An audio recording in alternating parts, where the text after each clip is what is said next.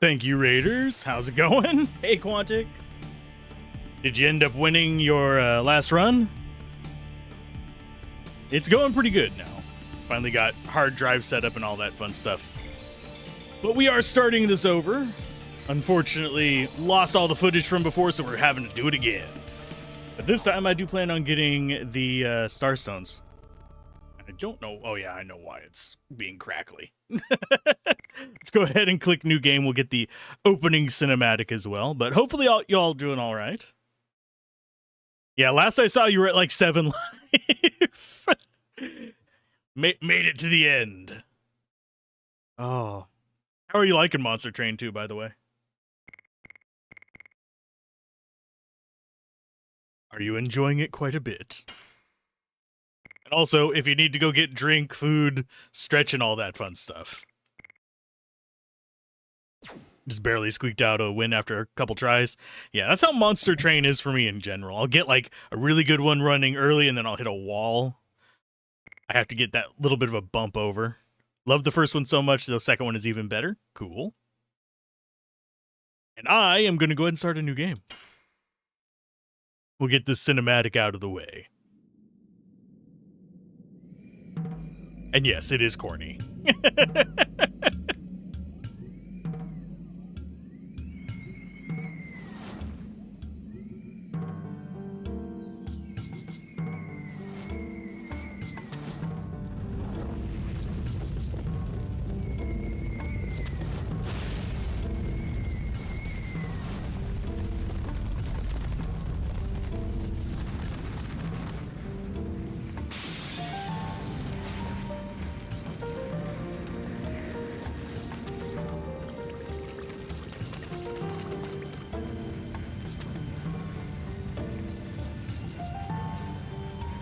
Yeah, I liked this game quite a bit. The writing has not aged well, but the actual combat is still good, and I think the overarching story itself is good. Some of the writing is definitely 90s. So we got up to the end of Disc 1 before hard drive crash. Great Commander, this way.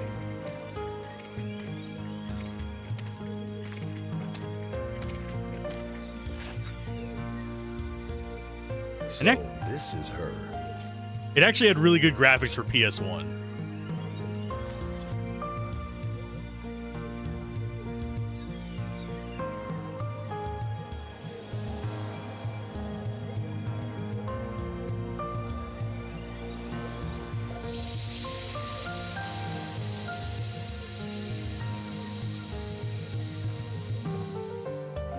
Indeed. Put her in custody.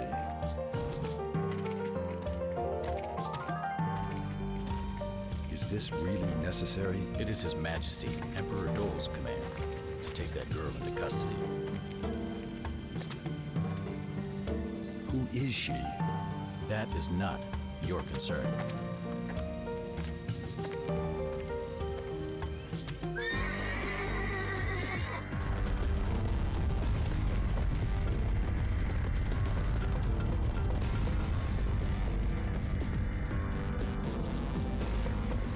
Yeah, personally, I'm a huge fan of like the Dragoon transformations. The cinematics are really solid as well.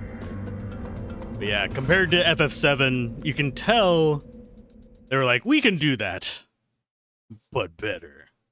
I still like FF7 too, though, so I'm an RPG nerd. What can I say? I am thinking about doing kind of like almost back-to-back Final Fantasy VII, the original, and Final Fantasy VII's remakes, just to see how they differ. Because I actually haven't gotten very far in the remakes.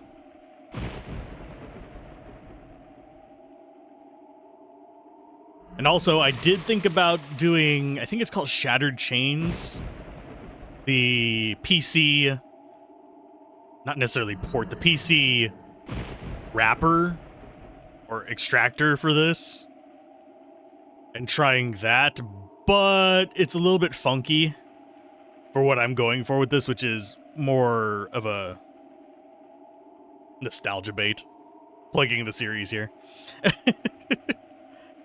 You haven't played the remakes. They seem great, but pisses you off that they split them into multiple games. Yeah.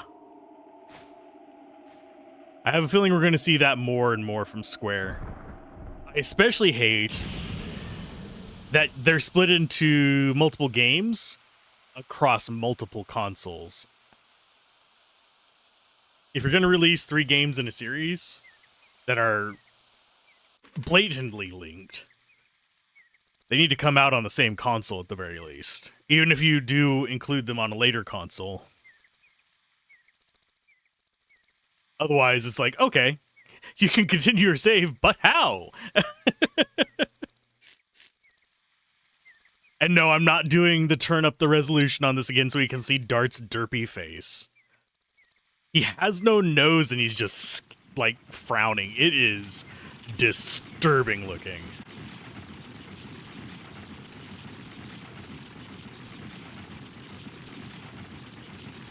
The faces of some of the other characters are perfectly fine. His, for being the protagonist, is very undetailed. You can't believe that the new Final Fantasy VII is more expensive than the first one with a third of the content. It has more content, well, has more content than its section of the original game. But,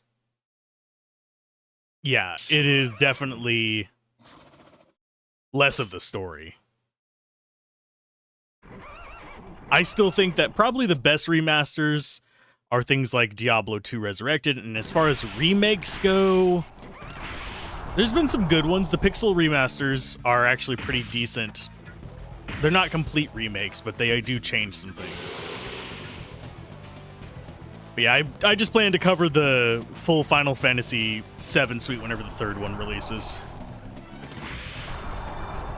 I have the first 2. Hopefully they all 3 released on PC. And we don't end up with just like 2 on PC and then 1 just floating off in Narnia.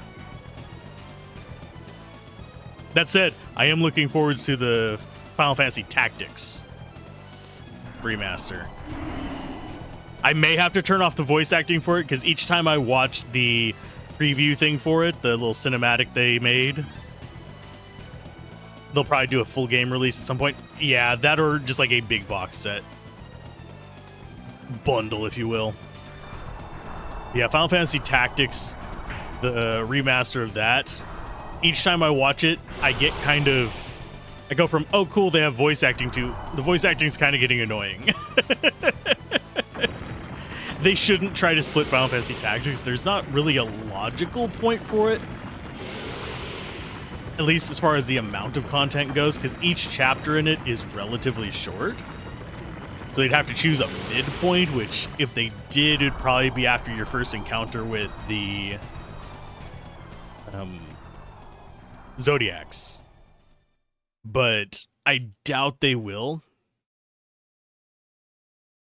Because that's just a straight up port with a new spit and polish on it. Whereas Final Fantasy VII's is an actual proper remake. New assets, new everything.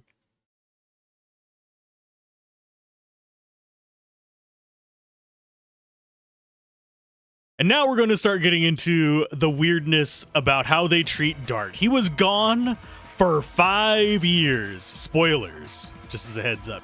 Gone for 5 years. And from Celeste. And they're mad at him returning 2 days late to save them from this. You never underestimate how greedy corporations can be. Yeah, especially large ones. Square can be a bit rough on that front. They're not as bad as some of the others, like EA and Activision, but they have definitely had their moments of tone deaf, let's milk them for what they're worth situations. Hopefully the game's not too loud. I set it back to what it was before, but I don't remember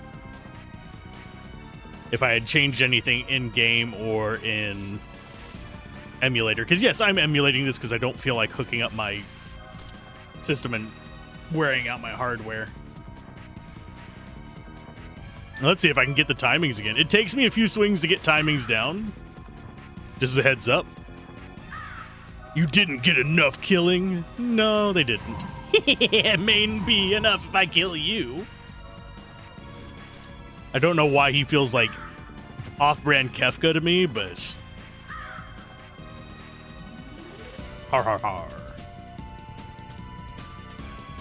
And yes, I am skipping a little bit through this start stuff because we've actually streamed it before, but I will be like doing the key points of the discussions on this.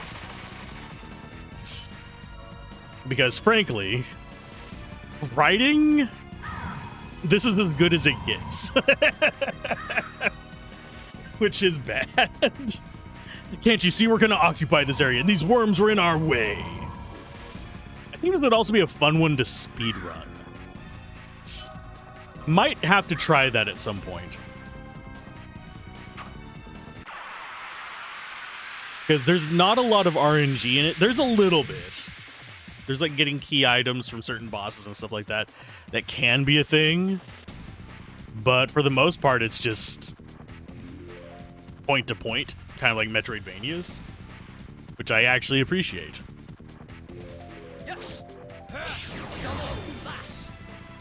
There's one reason why I actually enjoyed speedrunning always.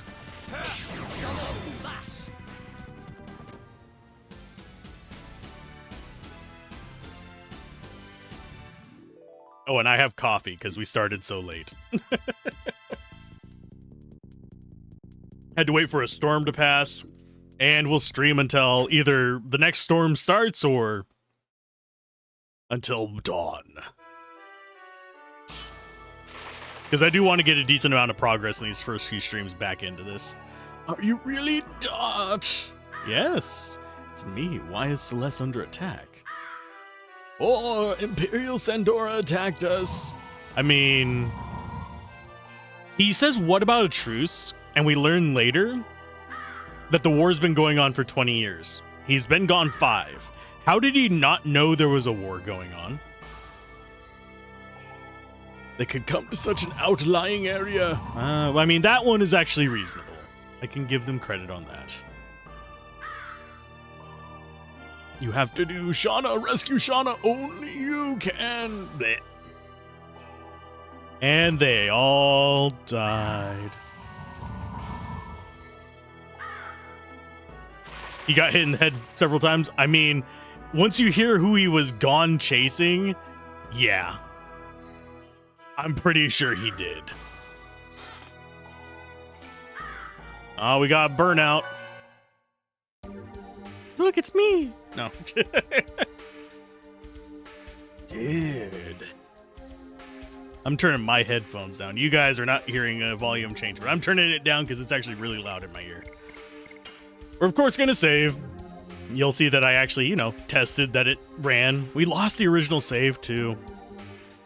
Which kind of sucks. At least I think we did. There is one option we... Okay, no. No, it doesn't.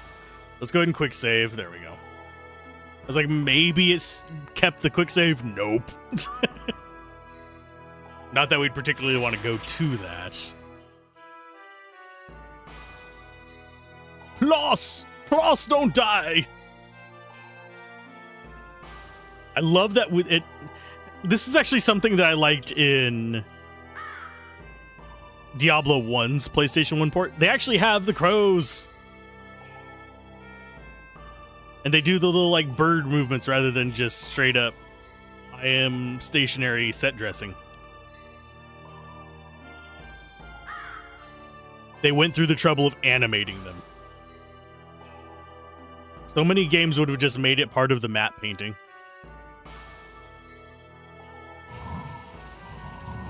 Only you'd come back earlier. He was gone for 5 years. Shauna was 13 when he left. She's 18 now. She's the romantic interest. He was, I believe, if I remember correctly, 23 when he left or something like that. He is significantly older than her. The timeline in this is wonky. And it is definitely like 90s influenced JRPG writing. with some like random Americanisms in there as well. It's very strange. I don't remember it being this strange.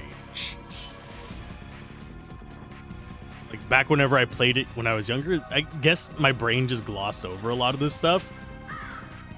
Or it was a different world back then. Back when Alzorath was young. Although not to Helena, but to hell! I can only imagine there being an English translator in there just being like, that's my line. And how's it going, Solace? Hopefully you're doing well. You wonder how closely the translation follows the original Japanese? I don't know. I think there is a fan translation of this as well. A lot of mistranslations that are hilarious. Yeah. That was true of JRPGs up until... I mean, there's still some that have horrible mistranslations. But that was true up until the early 2000s. We just ended up with a lot of just, why is this a thing? Now, do I do this the quick way or do I do this the better XP way? We're going to do this the quick way. That little bit of XP is not going to matter.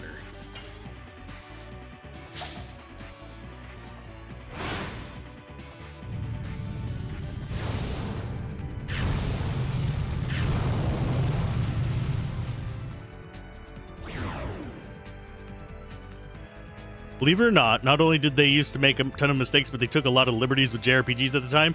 You spoony bard. Yes.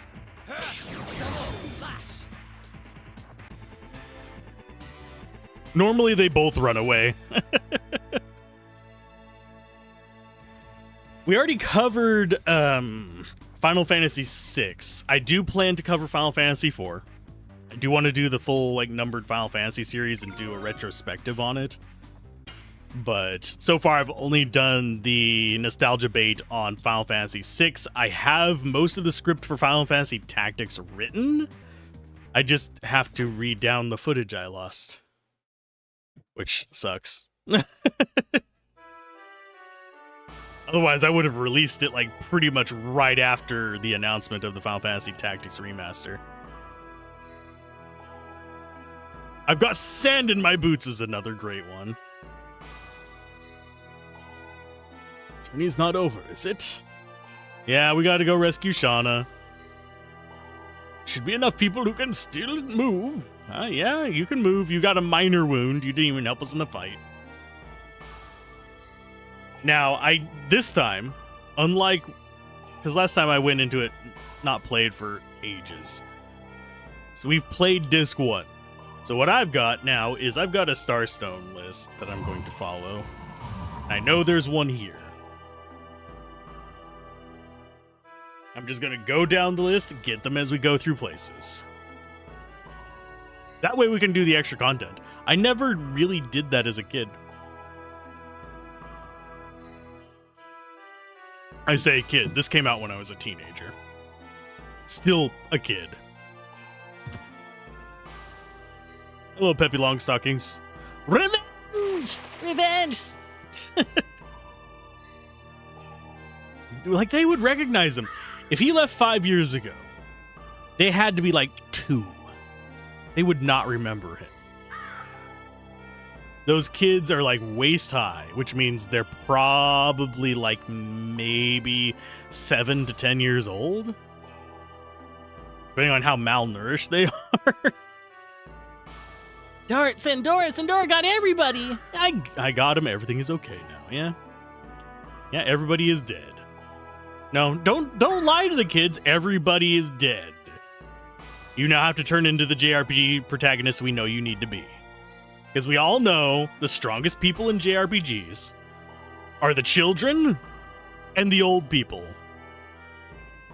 These 20-somethings and 30-somethings, nah. Well, actually, in JRPGs, 30-something is old. But you know what I mean. Young adults are never the strongest ones. For some reason, that makes me want to look up how old Auron canonically was, and then feel bad about it. That's just anime. Okay, so first one is third headstone from the left.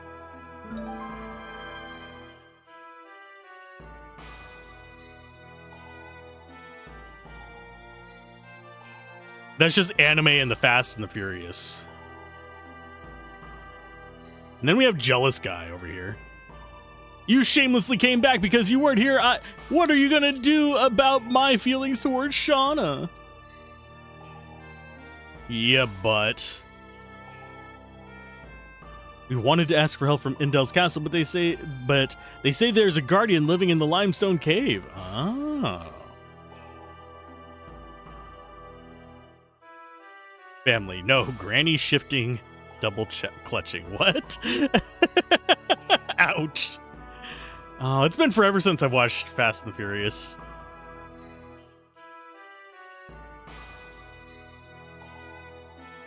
Do they even drive manuals in that, or do they just pretend to drive manuals? I mean, of course, it's pretend because it's a movie, but it reminds me of like some movies with guns have like this weapon is supposedly got a 90 bullet clip and it's normally got 7. On the first one that did? Okay.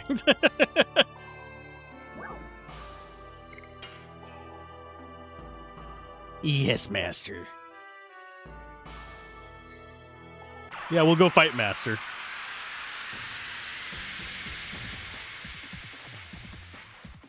Yeah, I think I've only seen,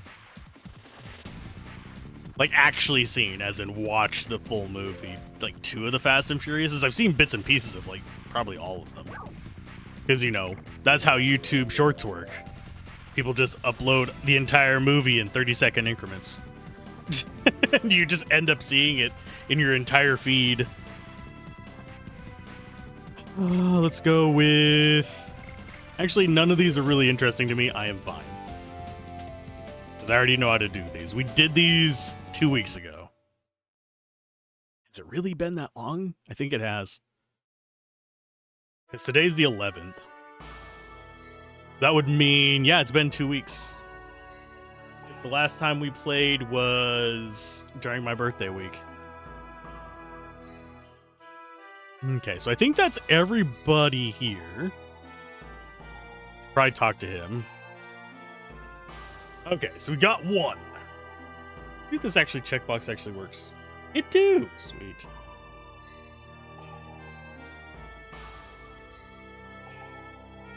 Okay, so a lot of them in bail. The movies are genuinely awful. Sometimes it's fine to watch awful movies. Same reason people watch like Adam Sandler movies. They're not good movies. They're just dumb fun if you're craving that kind of thing. I feel the same way about Die Hard. And I know that's going to piss some people off as well. But I like bad movies. I will eat the candy corn of movies. I prefer good movies, but I have to be in the mood for them. Like, have the mental stamina to handle it. Now they're flying cars to the moon? Ah. Okay. Like, completely off. Whenever you take off faster than freaking James Bond, you know you've gone too far too fast.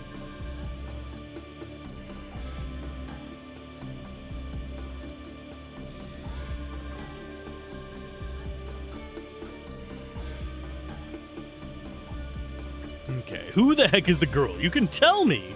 I swear. The world's future rests on her. Does it really? Does it really?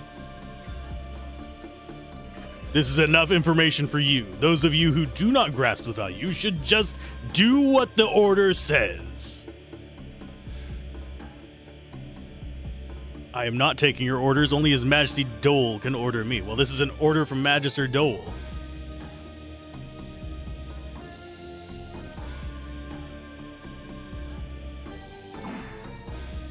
If you make a scratch on her, it'll cost more than your head. This is a message from Emperor Dole.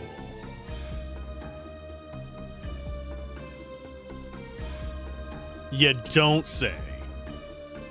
Rah, rah, rah, rah.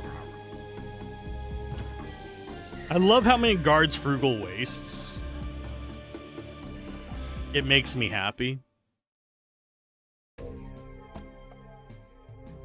Now, if we wanted to grind endlessly, we could get to 99 just here or in the prison. I'm not going to do this because it would be awful.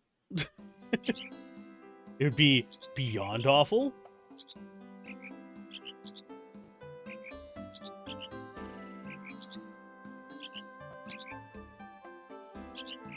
Okay, let's do that. Let's see what you have for sale.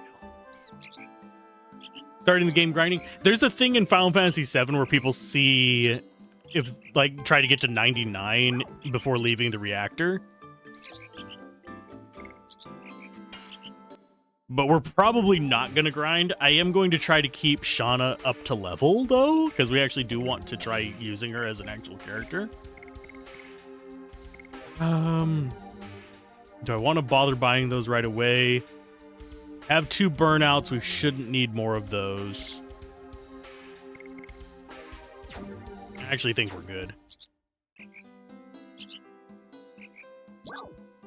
Nah, we're fine. We know how to use items. We know where some secret items are as well. And I want to take encounters because I actually want to get levels up as quickly as possible. This game, you'll get a handful at the very beginning, then it's just slow-ass levels for the rest of the game. While I get why they do that, I always find that a little frustrating in games because it feels nice to get levels. It feels like you're making progress even if it's just a minor improvement. This one, levels are important for your health because your health determines how much you restore from defending.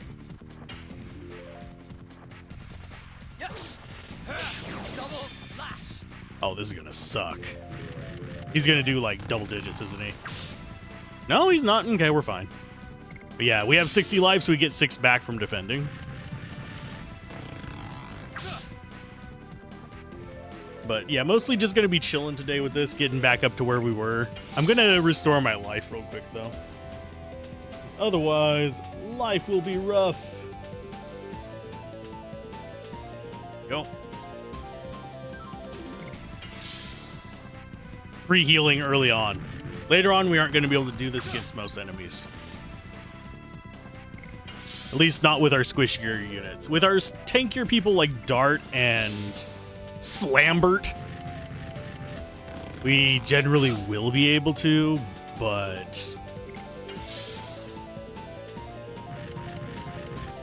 until then, we're just going to have to tank the best we can. And yes, I do want to get up to max level on the various attacks. Because I want to try out the final skills. I still remember as a kid grinding like hell just because I didn't feel like progressing. And I would just grind up all the skills and see when I'd unlock the next one because I didn't understand how they'd unlock. We didn't have as many guides back then. This was like the early days of Game Facts, which back then was the thing to go look up at the library because I didn't have internet. Okay, so we want this one. And yes, I will be gathering as much loot as I spot. I'm probably not going to get everything because I am old and have the attention span of a caffeinated chihuahua.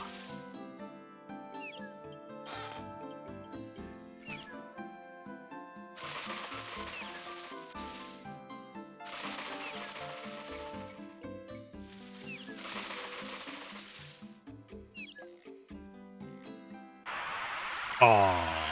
One step away.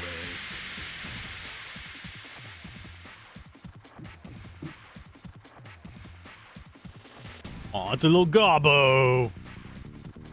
They're gonna get first attack on me, aren't they? Let's go for... Yeah, we'll go for Goblin. Double flash.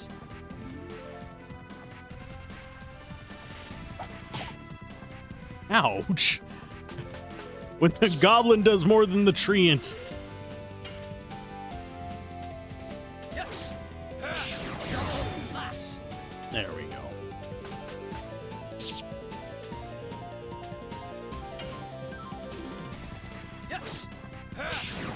And I would make a joke about the chicken's name, but we did that last time. This game is real mature. It is the most mature game ever. Oh.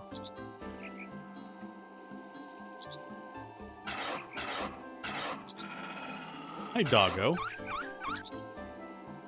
I have no time to deal with the dog that is way more threatening than the things we were actually fighting. This way, this way! Where are we going?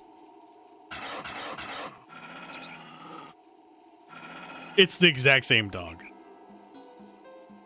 It's actually the dog from Jade Cocoon. It's probably not, but it looks a lot like it.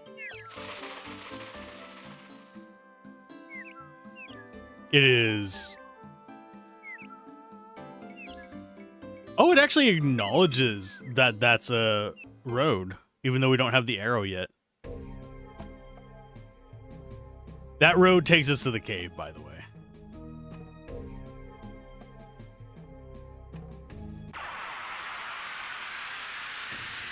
Now, do I have the resources to take out the birds if we run into it? Probably not.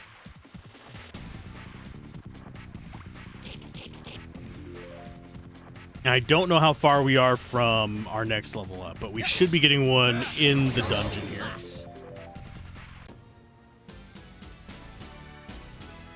If not, we will do a little bit of grinding for it. I'm not going to do a lot of grinding. Oh, there's our other level up. Because, yeah, our curves are weird. And there are some quality of life things that this game definitely misses on. Like, it will not tell us whenever we've leveled this up. We just kind of have to guess and keep track. And I think it took us, what? 10, 12, a bit more than that hours to reach Disc 2. Just going through normal.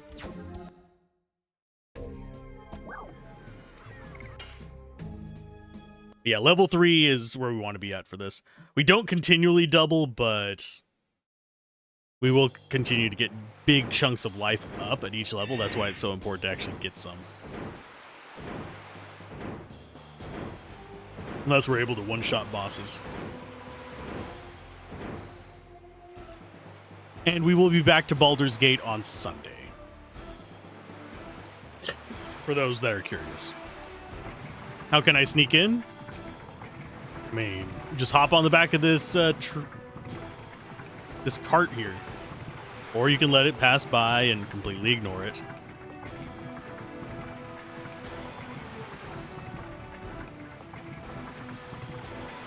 Suspension of disbelief. Speaking of Fast and Furious, suspension. Haha. Sorry. I see good meat and fish. Sir Frugal will be happy.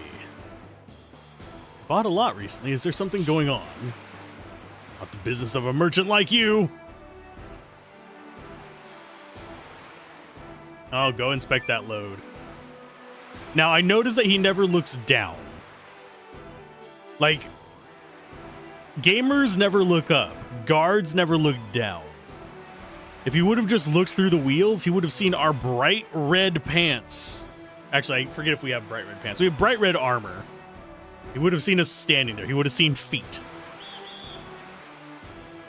Actually, for as much as we've stared... No, he has jeans.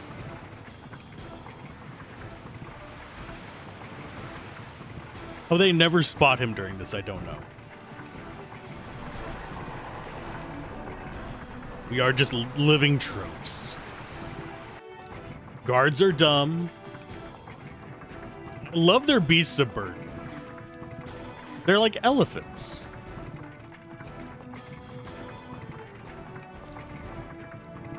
I may need to actually take apart this controller, I'm noticing.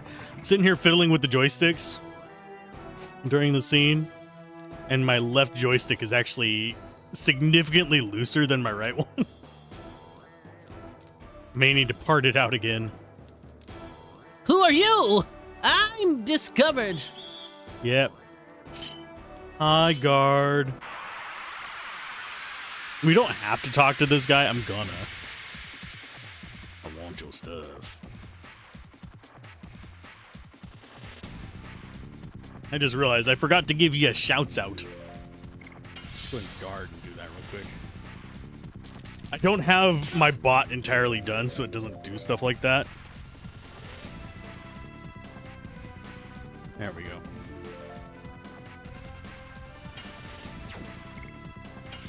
Whenever you have things automated before, and they're no longer automated, it takes a minute to remember things.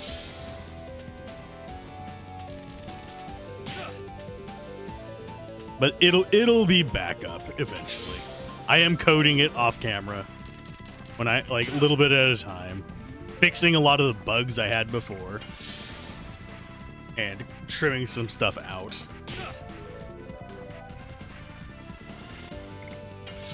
I improved my video announcement script for it. Now it checks about every... It pulls the RSS feed way less. Yes. Double slash. Oh no! And I forget that these guys just do no damage. Yes. Double slash. And we will get tired of hearing double slash and volcano. Burning rush is probably the one we're going to use the most, though, because it comes at a point where we have kind of a gap in the levels up.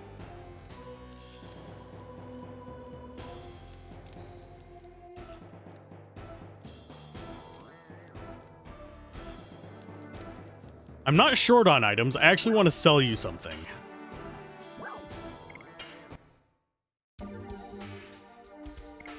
I want to sell you my strongest potion.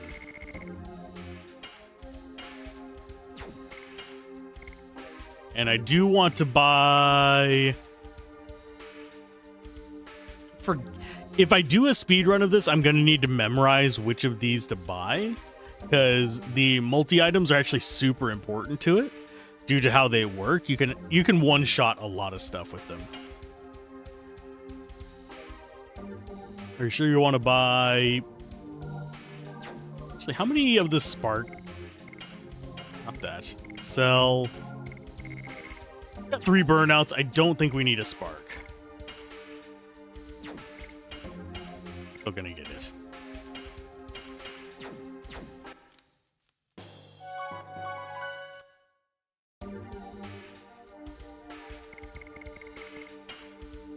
Paranoid saving Alzorath is a thing.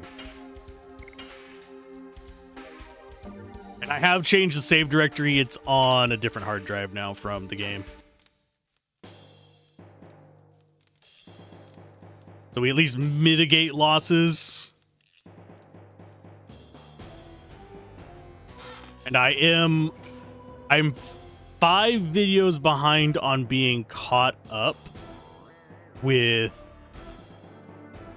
rendering. So we'll pretty much have YouTube backups of everything, even if we don't have originals. You need to die, bud.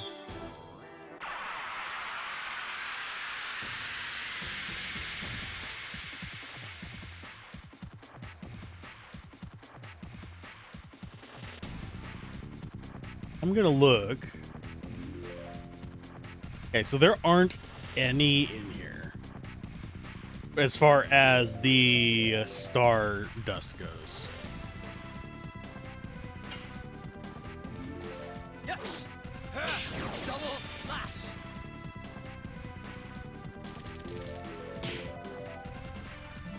Now that we've played this recently, I know I don't need to look around for how to get onto those other platforms.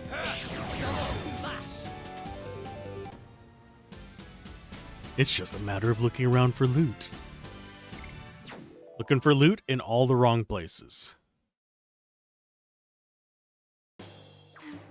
Because where we got last time was we basically got back here. Hi, guy.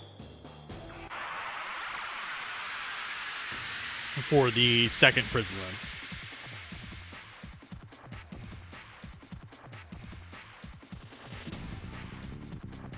Which they were oddly enough stronger during. Yes. Double slash.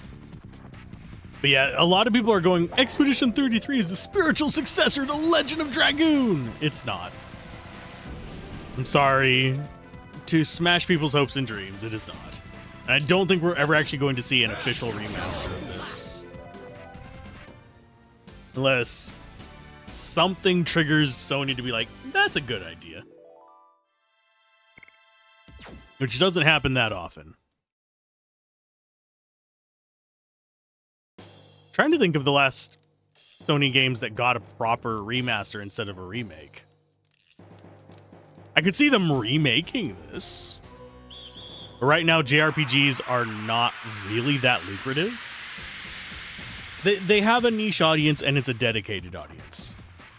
And I enjoy JRPGs, so I'm part of that audience. But I have to admit, we're not as big of a market share as we would like to be. Double slash. They just keep opening with that. That's forcing me to need to heal one of these battles. Yeah, if we get below 50, I'll do another heal round. Yes. Double slash.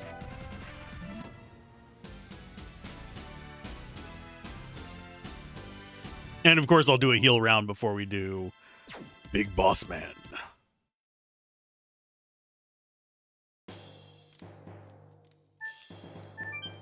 And no, we're not going to get to 10,000 gold before town. I am going to be saving some of my resources. I do eventually want to get a Soleil, but no, it's not Soleil, whatever it's called. We're not going to get the helmet. I'm forgetting what it's called in this. The Soleil is a different helmet. The one I'm thinking of gives a massive magic defense boost. Yes. Double slash. But it's 10,000. I don't need the autocomplete for combos, for additions. Yes. Because I would prefer to just get good. I do wish this had a defensive timing one as well. Because we had that with Mario RPG and Paper Mario, which are contemporaries to this. One of them's prelude to this even.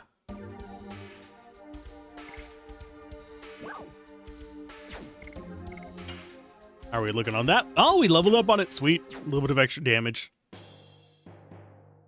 The one big disadvantage of the addition system is you're trying to max them out. And you end up in a situation where you just... Yeah, we're going to fight you.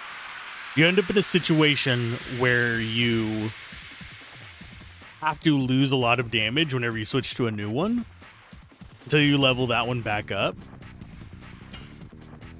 So you go from having this maxed out and doing decent damage to having the trade-off of, oh, now I'm having to learn the next one, so I have to go back down to low damage. It's not a massive difference, but it's enough that it's going to make the difference between 1 turn killing and 2 turn killing, or 2 turn killing and 3 turn killing. And yes, I'm easily distracted, so I missed that one. And we will heal in the next fight.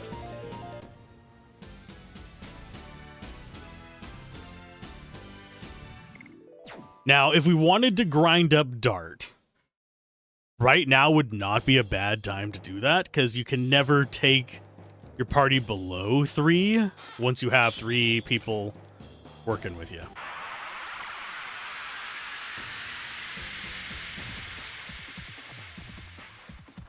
But we have an area with an endless supply of enemies, these guys specifically.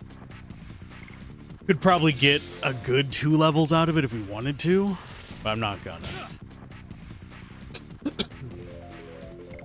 I don't think we particularly need it. Because the one that's going to struggle the most, level-wise, is going to be Shauna.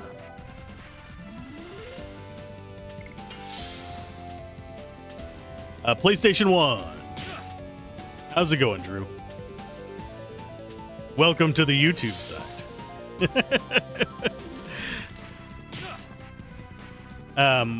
This is emulated. This is... I know you from the Twitch side. But... yeah, this is the PlayStation 1 version.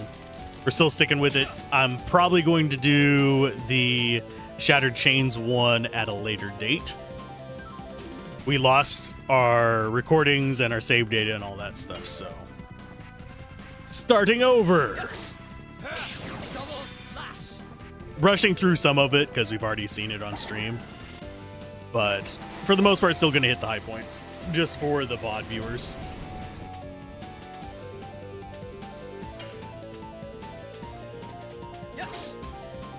And I missed it again!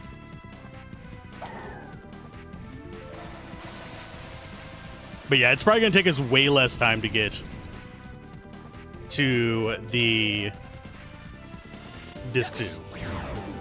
Man, I can't believe I missed that twice in a row. That is the easiest one to get. Alzorath, get good. Scrub. Shattered instead of severed chains. Shattered just rolls off the tongue better.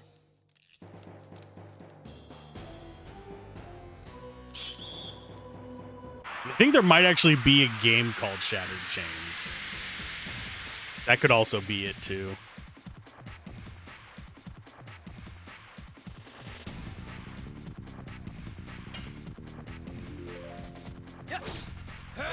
Double slash. Single slash, hidden ability. Exactly.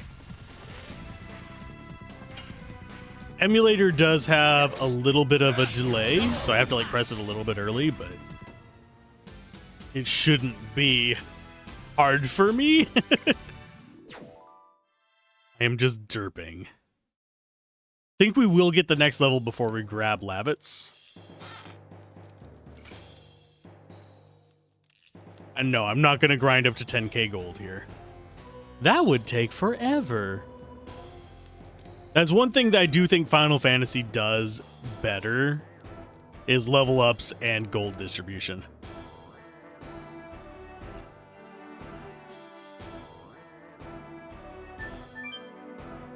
It's a novel? Oh.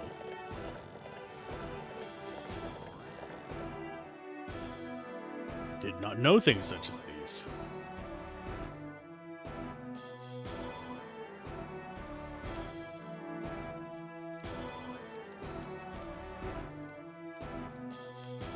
Oh, I forgot that as soon as you walk in here, Lavitz pops in. We'll be fine regardless. For some reason, I was thinking that we had to walk left for it to happen. Technically, I think we do, but cinematic left as opposed to manual left.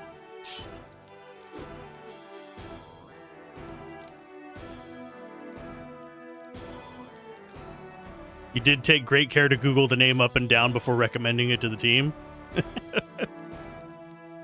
Oh, feisty, feisty. It's the world's worst kind of prisoner of war, but the best kind of feed.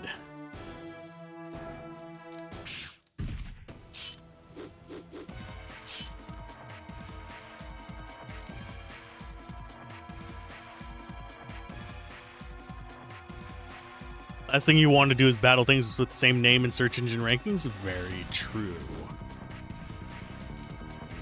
There's actually, I could go into a very deep discussion on that. Funnily enough.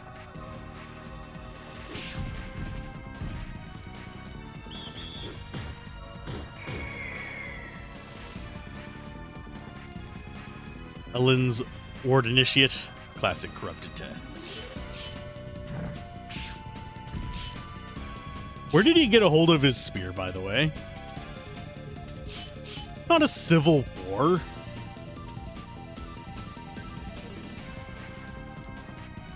But yes, there is such a depth you can get into, especially whenever it comes to like YouTube's interaction, even with just the Google search engine.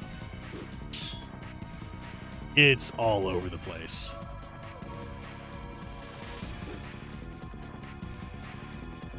I still find his last name hilarious. Slambert. Head of the first knighthood of the kingdom of Basil. I'm all up for stories.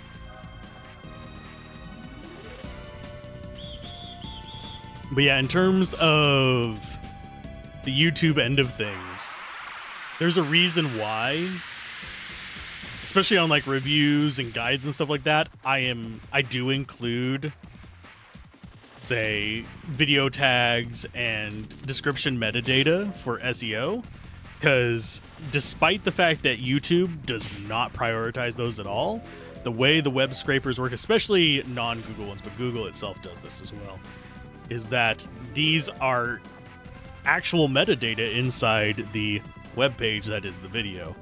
So it helps seed it a little bit better. That's one reason why, for example, the I Have No Mouth and I'm a Scream video actually started taking off here. Honestly, it was about the end of last year, because people are searching for AI, they're searching for I Have No Mouth and I'm a Scream as well. But I did include specific metadata in that just to get it to rank for the right stuff. So far, it's going pretty well. Something like 4,000 views in the last, I want to say, 60 days, which for a video that's several years old is pretty good. 1 second.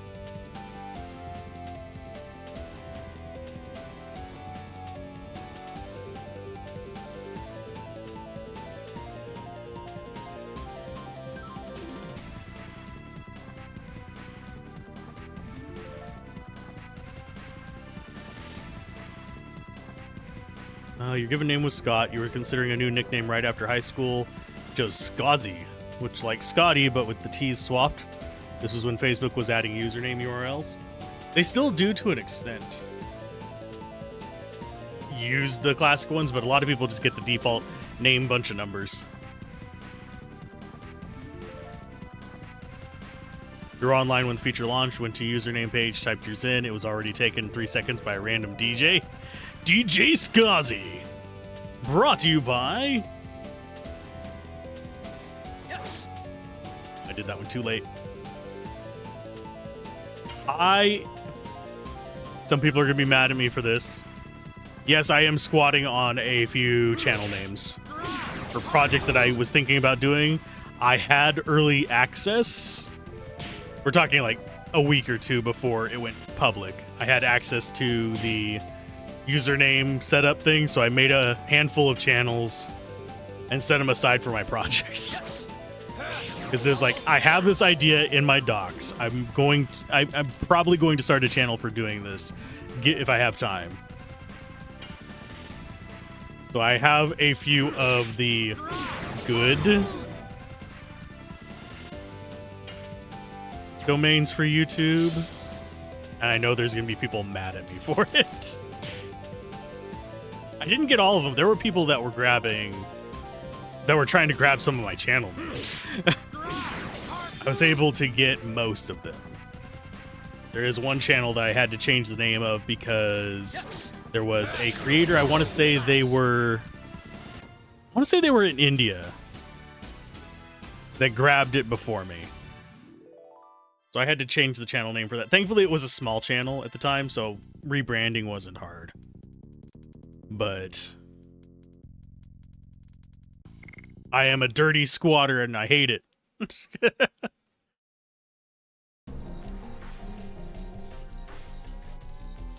But you kind of have to nowadays.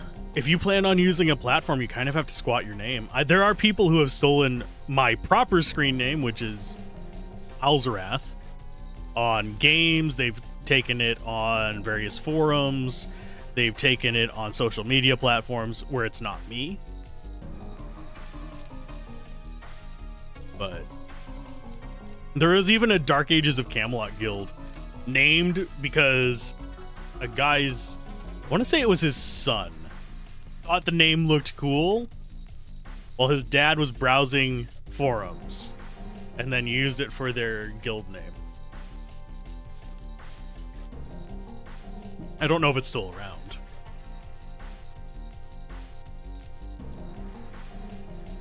There's a kid from Russia that I want to say it was about 8 or 9 years ago, give or take, that basically took my Minecraft skin and was using my name to try and get onto servers. Because back then I had like a couple thousand subs. So people would be like, oh, this person has a couple thousand subs. This is their actual skin. This has got to be them. No. I am not a Russian kid who sounded like, I swear they sounded like they were too young to be on YouTube. But YouTube never did anything about those channels. It's still in there. If you search for Alzorath on YouTube and filter to channels, it should be the second on the list. The one that copied my name. Don't go harass them. They don't even use the account anymore. But it's still there. Trying to think there are other instances where the person was forced to change their name away from mine. There was a channel that was stalking a former collaborator of mine. I still talk to them. They're not like, they didn't disappear or die. They're just, we don't usually collaborate anymore because we haven't had an overlap in audience for a while. But there was a person that was like kind of stalking them. So they started making channels with the names of other people in the group. Mine, they made into a mukbang channel and used my name for that. That got removed.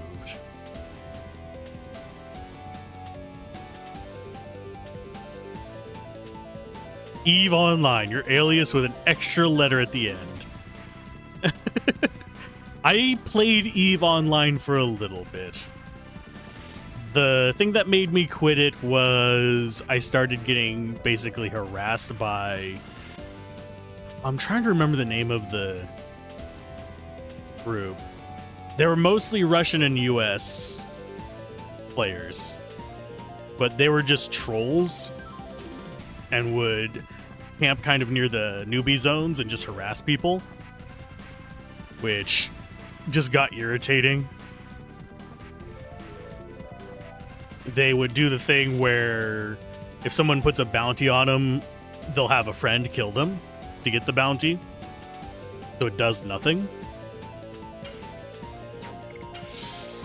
It was stupid.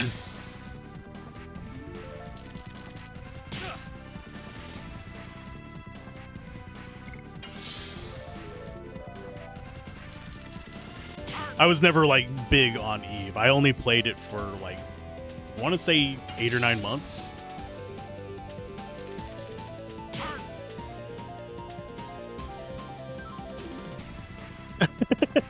You got over it. Constant reminder that there's the clone.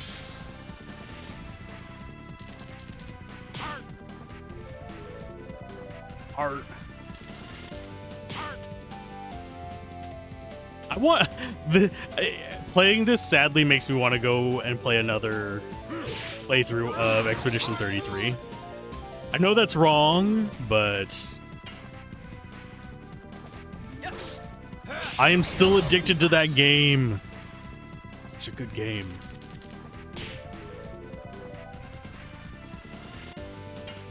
I have probably put a good 15, 20 hours into it after the end of streams.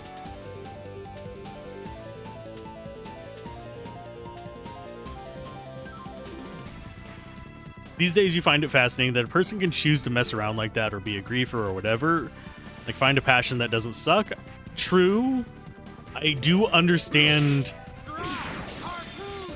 the environment that allows it to be a consistent thing without real repercussions.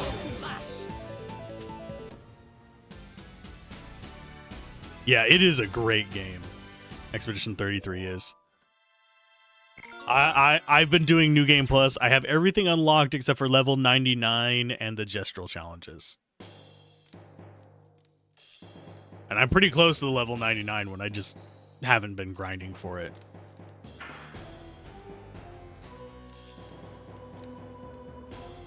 Definitely worth trying out. Especially if you like games like this.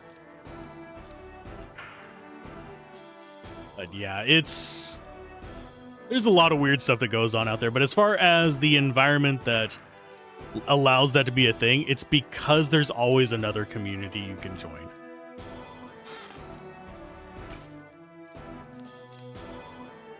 You know someone's going to mod parrying and player counterattacks into LOD. Hopefully. That would be a mod I would be all for. I don't know what that green is. I think that is a glitch.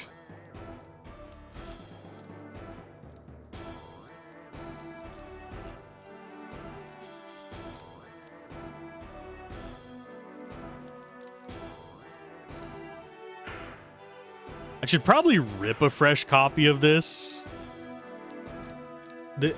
I would have to go find my disk drive, unfortunately. Yes, I have a USB disk drive just for it. For those who are wondering, yes, before 2020, I was big into game collecting. I still have most of my collection. I have thought about selling it, but for now I'm keeping it because it's a good way to preserve it.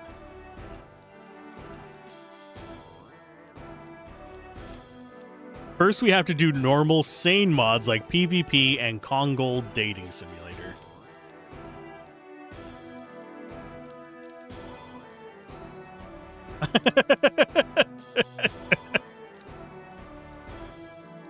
Yeah, I'll fight you. Now my brain is just going to that Kongol Dating Simulator, and then it immediately goes to the Date Everything demo. You can date your fridge. I date my fridge every night, damn it. It's got all the cheese. Who doesn't like cheese?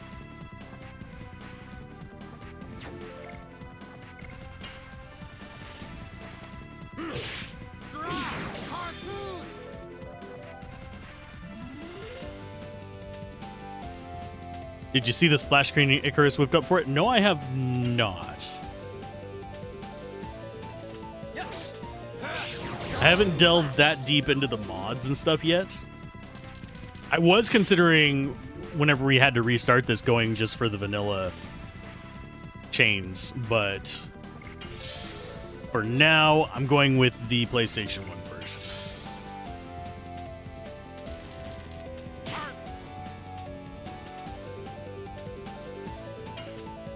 version. You go ahead and build up your life a little bit.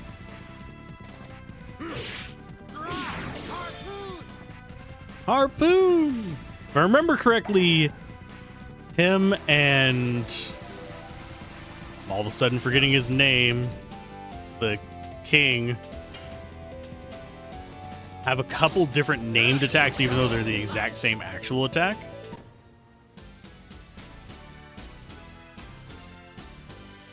As far as links and stuff like that, if you want to post a link to it, Discord. Yep. Fresh memory. How fresh my memory is varies week to week, though, by the way.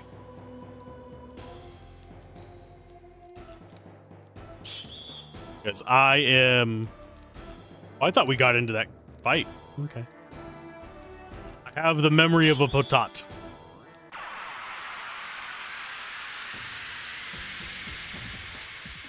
And someone somewhere needs to do something about Dart's face. I'm gonna put that one out there. Yeah, if you want to post a link to it or anything, the Discord, I'm fine with that. Just gaming segment or memes. Yes. Double lash. I have to turn off links in chat though, because occasionally, because I'm not covering Diablo 2, we'll sometimes get bad actors that are upset that I'm not covering Diablo 2 every day, every second of every day. There's actually been an influx of comments on the main channel from those types of individuals. I've banned them so far, but we'll see. Like, I can understand wanting to see more of it. I'm not going to ban someone for like, hey, when's the next video, blah, blah, blah. No, I'm going to ban people who are aggressive about it, though. And that leads back into the discussion about how these people get away with being jerks on the internet without any real repercussions. It's because there's always another community to join and be a troll to. There are literally people who go out of their way and get their jollies just by finding a target for the day to harass. Yes. Which is mind-boggling to me.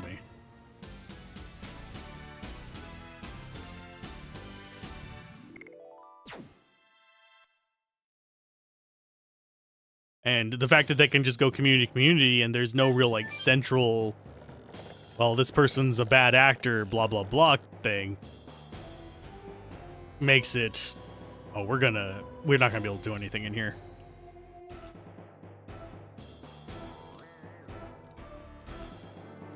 I don't think, at least.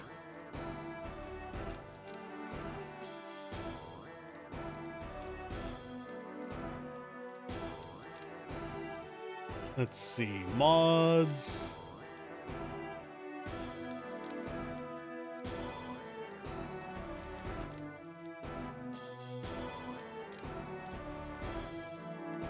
The fan dub is being worked on. That's cool.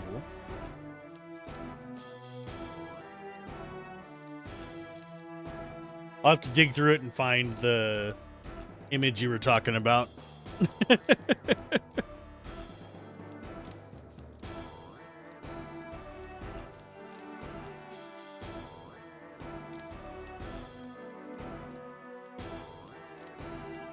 This room is extra tightly guarded.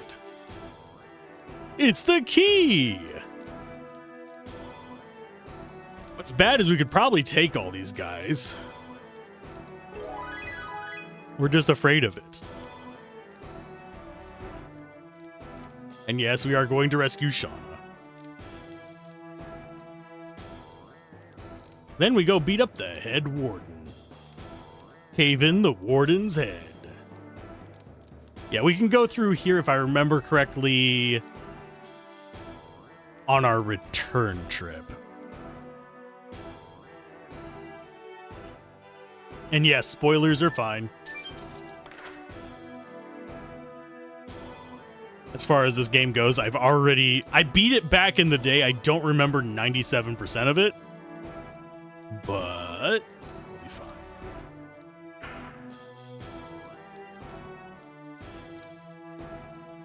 Yoink. Give me your loot. There's no way I can get out of here alive. Are you sure? Yes, you guys are fools.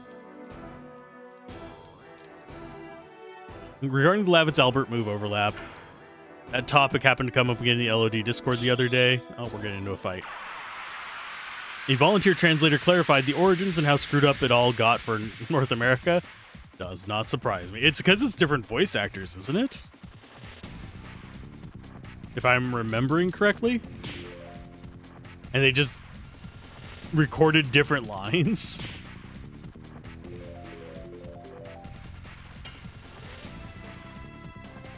Yes. Double slash.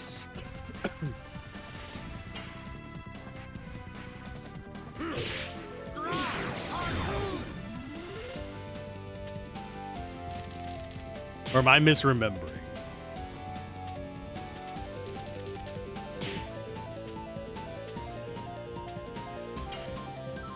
Now the question is, as far as strategy in this goes, because I was never like super deep into the mechanics of the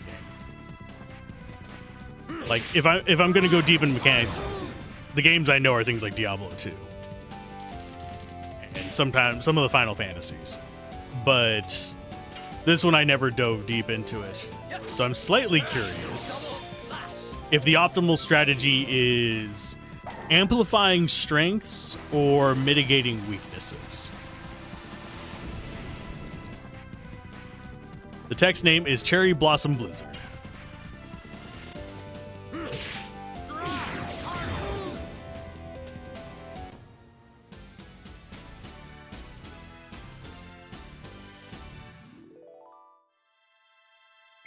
And I do not know how long we're going tonight, by the way.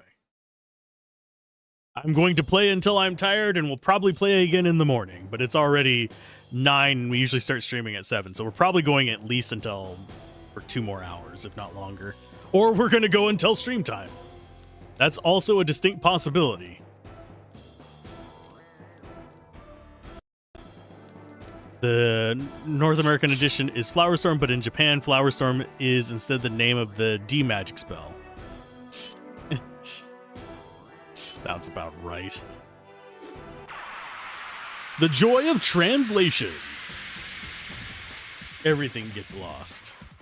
Translating has gotten way better in current times. It's taking a nosedive here recently because of generative AI, but as far as professional translation, it has gotten better over the years,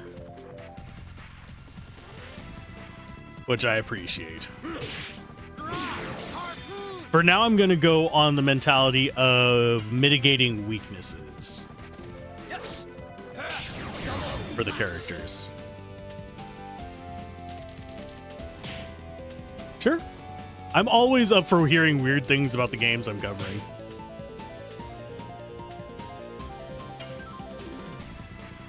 I mean, I already share weird things about the games I'm covering, like in Diablo 2. A lot of people don't realize that Jaheira has an old person voice as well that they never use, and that there's a lot of Alcor lines cut.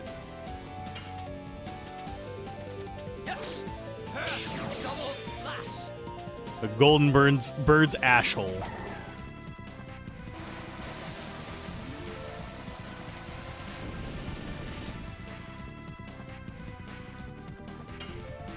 Though, worth noting, however late we go, I will be taking breaks to go and get more drink.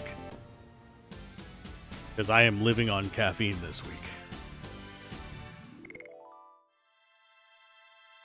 And I don't know if YouTube is still doing the horrible, extremely long delay. Just as for last week it was. Not just on my streams, but on streams I would watch on there. It was a good, like, 5 to 7 second difference, and I don't know why.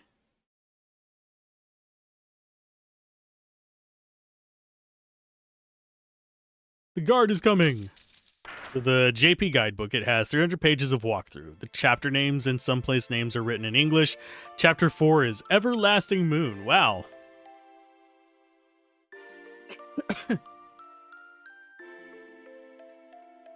In the game North America release, we get the moon that never sets, but in EU release, it goes back to Everlasting Moon.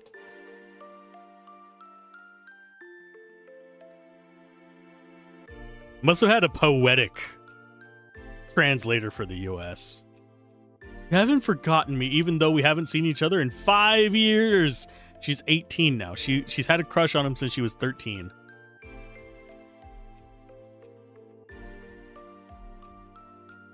No, don't show her your face. Your face is horror movies, my dude.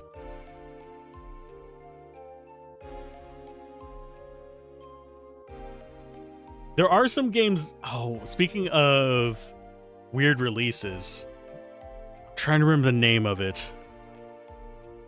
It was a... Crap, I can't remember the name of it.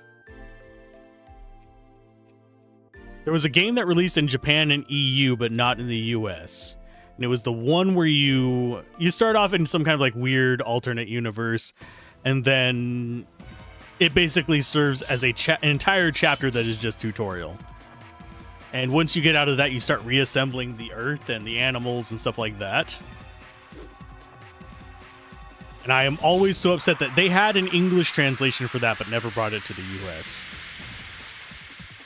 I have a Japanese version of it, but if I do a stream of it, I'm going to be doing the English version.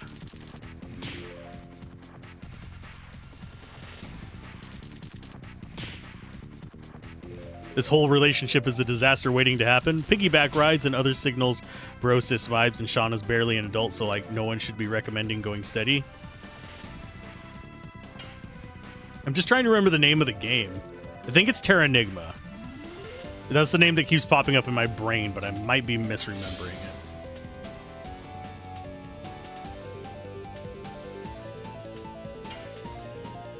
I have the Japanese version of Bahamut Lagoon as well. That's another one that's on the list that I will be playing an English fan translation of.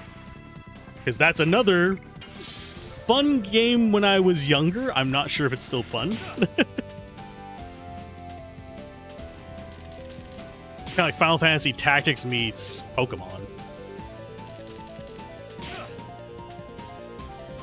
Which I would say it's more Shining Force meets Pokemon.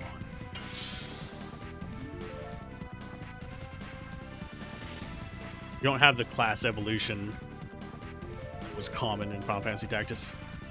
+1 for passionate fans, yes. Bahamut Lagoon was one of the first fan translations I ever played. And yes, I had downloaded the ROM before I bought the game. I actually bought the game. It was like $10 for it. And that game is worth way more than $10 as far as quality goes. At least I felt that way when I got it.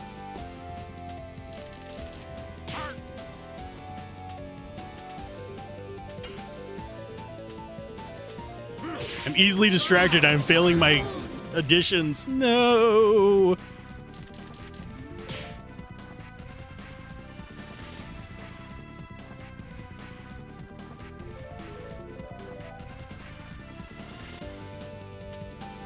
But yeah, I think every 2 hours we're going to take a break to get drank and stretch. Ow. As I kick my controller to the ground because I'm sitting here cross-legged. I'm actually going to be setting up my pedals after the first thing. Yeah, passionate fans can totally... They can make or break a game community. Without a doubt.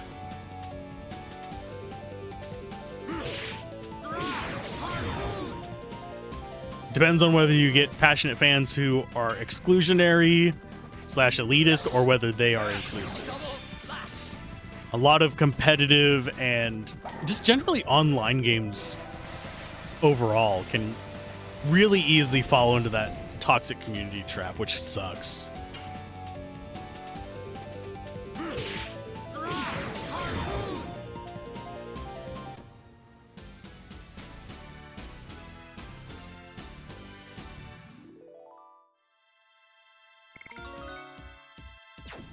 Ooh, level 4 Lavits.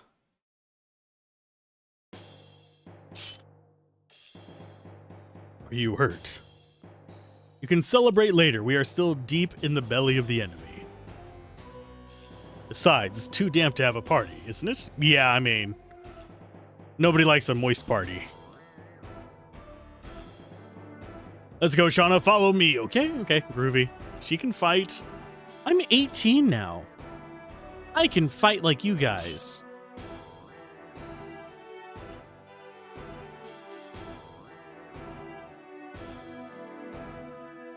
Yeah, he, if I remember correctly, views her as a little sister, She views him as a romantic interest. It gets awkward and very pushy from the other characters that, oh, you two should be together. They're shipping them hard. You found it easy to fall into bad mindsets or behaviors, easy to get overwhelmed and react poorly, or you happen to understand rudeness a little differently than others. So it's important to stay kind and avoid inflammatory chatter. 90% of the time, I can avoid it. I generally try to avoid competitive games. Because if there's even a little bit of saltiness, I have a bad habit of mirroring. So it just amplifies as I mirror it back and then it escalates. That's one reason why I don't do PvP stuff very often anymore.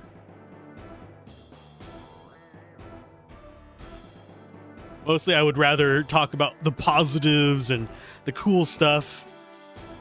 There are times and places where I have to discuss the negatives, though. The Golden Sun fandom is so fractured they have 7 Discord servers. That is a game that I have not beaten. I liked the bits that I played of it, but I've never gotten very far in it because if I remember correctly, there's huge patches of it just moving super slow. And some kind of obtuse conditional things to move forward. If I'm remembering correctly. That and the password system sucks. If you're transferring from the first game to the second game.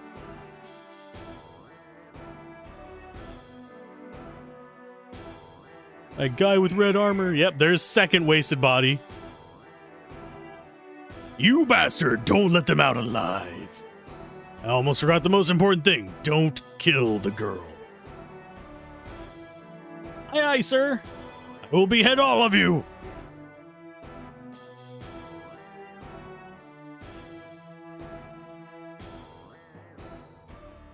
But yeah, every fandom that is heavily populated for a length of time will eventually have fractures, but usually 7 is a lot.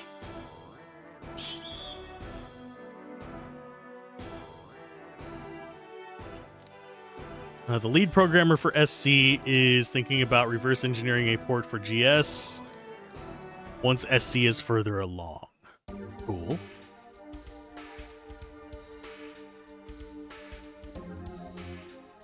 You can drool at the idea of new classes, spells, enemies, bosses. I should probably cover Golden Sun. Trying to think. I would have to borrow a copy of it because I don't have one myself. My collection is almost exclusively RPGs. It's about 75 to 80% RPGs across multiple systems, but I still don't have all of them that I wanted. I obviously don't have things like I don't have an original copy of Panzer Dragoon. I do have, unfortunately, a reproduction of it. But I'm not spending that kind of money for it.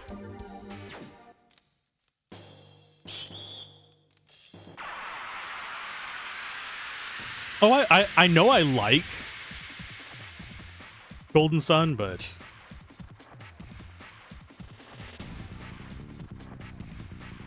I like Golden Sun. I even like the Shining series, the dungeon crawly ones.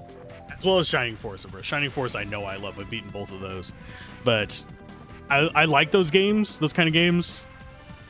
It's just a matter of I don't have a physical copy of Golden Sun, so I'd have to either borrow one or go the other route.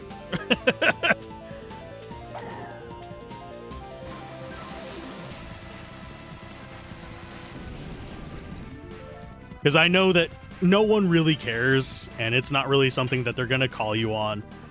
But I do actually like having physical copies of the games I cover.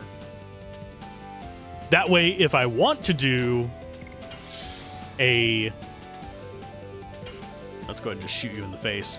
That way, if I want to do something, say... like a real-life photo or have a shot of the manual or something like that, I can do it. and have it be part of the video.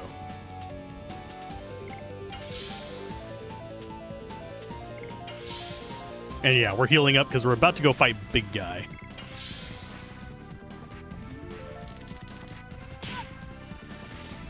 I do wonder how many of these packs we'd actually have to beat to level up.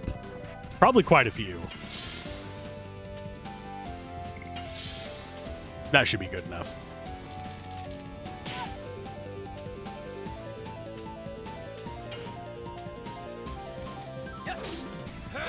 Double slash. Yeah, I enjoy classic games. I enjoy modern games. We're about to have an ad on Twitch side, so I'm going to chill with that. I am thinking about doing some stuff for stream in general. You know what? Nah. But I am thinking about doing some stuff for stream in general to help raise money so I can replace the hard drive that got damaged, that died. Because right now I am using a external drive in its place and a physical hard drive from a security system.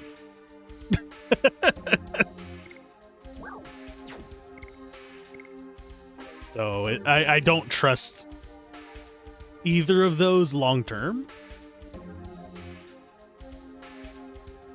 The portable drives are usually pretty durable, especially if you're not moving them around a lot, but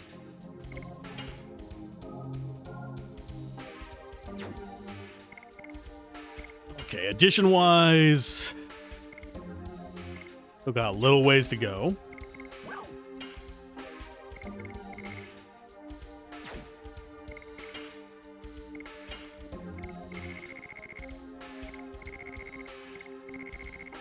We got plenty of direct damage items as well. We're going to be a little bit more liberal with them. We'll probably only use them on bosses, but I'm going to use them a lot more than I was before. As far as level up goes, we've got quite a ways to go.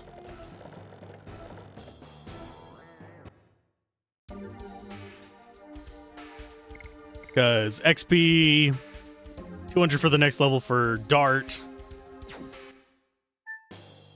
means we need to kill probably, what, 10, 15 guys to do that? Just quite a bit. And I forget how long it would take to actually grind to 99. Well, not 99, max level is like in the 50s, if I remember correctly. To grind to max level in the prison. I think it's something like 80 or 90 hours, if I remember correctly. Might be even longer, depending on what kind of situation you get into.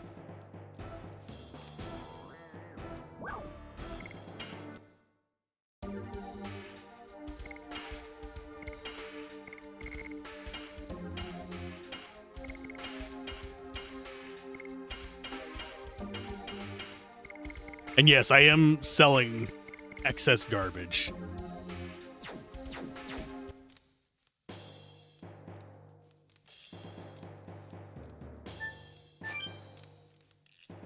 Everybody's on edge. On the edge of what? The edge of madness! So you are the red one acting like a prince! It's the Red Prince! When did Divinity get into this? Then what? There is one answer. You and the leader of the Knights are feed for the pet after I mince you up. He is so bad, even the people of his own country are afraid of him. They shipped him here to get the problem out of the way. It's kind of like promoting people to... You promote the... This happens in corporate America. You promote the problem. Basically, what happens is there's a problematic employee, so you promote them to a separate location so you no longer have to deal with them. And it's not a big loss because they're a problem rather than an advantage to the company.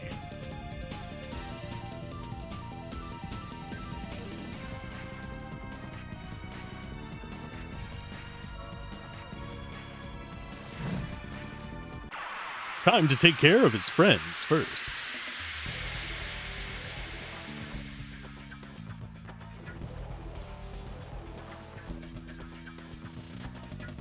I enjoy hanging out with you as well. It's always cool to like learn different facts about the games and the scene around it. Especially whenever I would like to be part of all these different game scenes. I don't always have time to. Because usually whenever I'm finishing up a game, I have to immediately be like, usually this is a week before I finish a game. I have to be thinking about what the next game I want to cover is. So I have very little time to linger in community, so I only really get a few hours on it. So I really do appreciate feedback from the games community on different stuff that's going on in it. It's cool.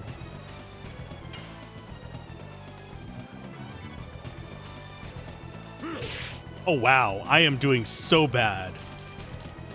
Please don't kill her. When I was younger, I always thought these were spears, but they are polearm maces. I forget the term for it, but there is a term for the two-handed maces. Mace windows.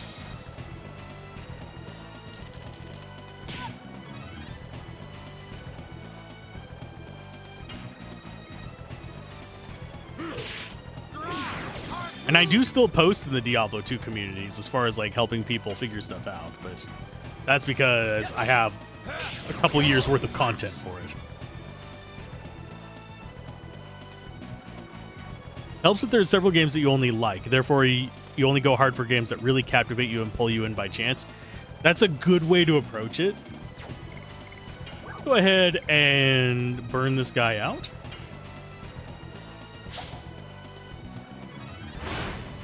Forget if he's weak versus lightning or fire. We're going to find out.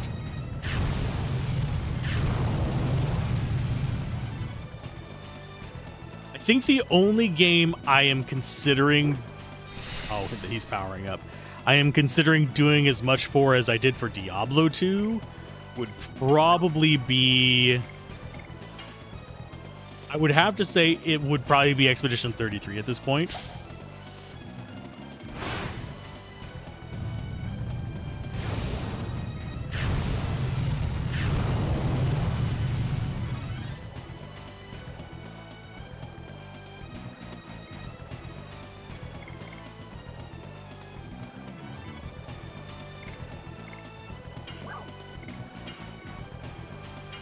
Oh, he's only in the yellow. This is gonna suck. And I forget what the max on the percent is. I've improved the timings on it so I can get to 268, but he doesn't seem to have any kind of weakness to these.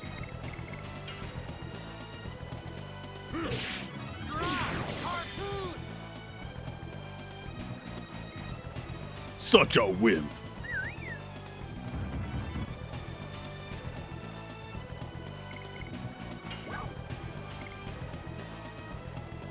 It's 268? Okay. So I did the timings right. Let's go for... You go ahead and guard. They can survive hits better than her. She's too squishy right now. Yes. Double slash.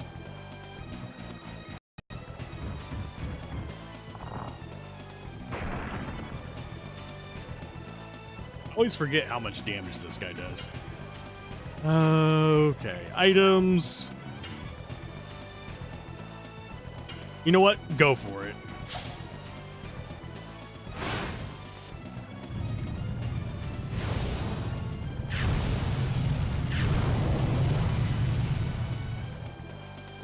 I wonder why the limit is 268. Is it like a mechanical limit?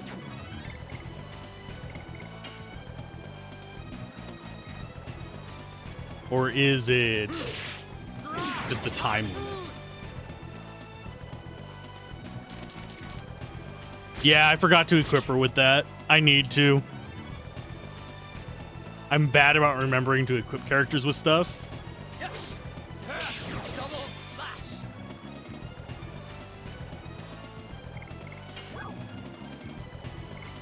Let's go with SparkNet.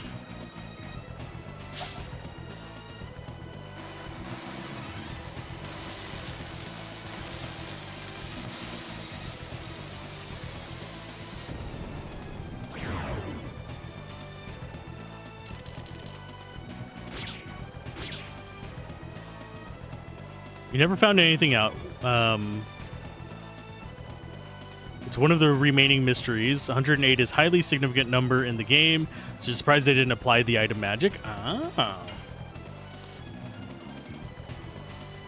Yeah.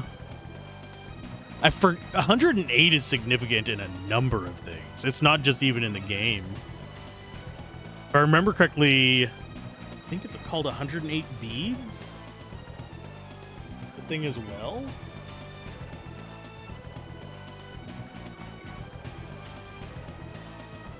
Yeah.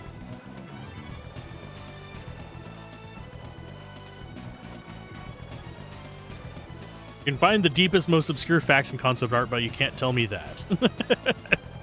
I think it might actually be, unless it's a hard limit in the code, which is a distinct possibility. A complete cycle or wholeness, yeah.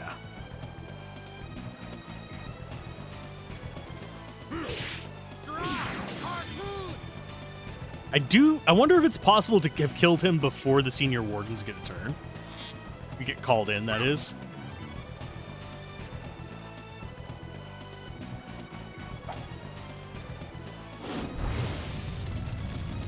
This is gonna hurt.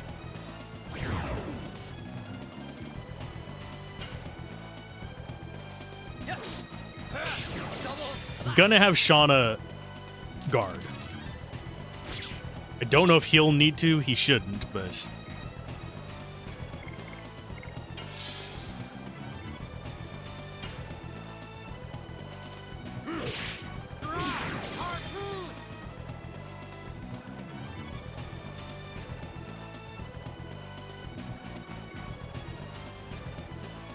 Pretty sure target lock will prevent that, but it's amusing to have a boss music play with just a minion on the field. Yeah.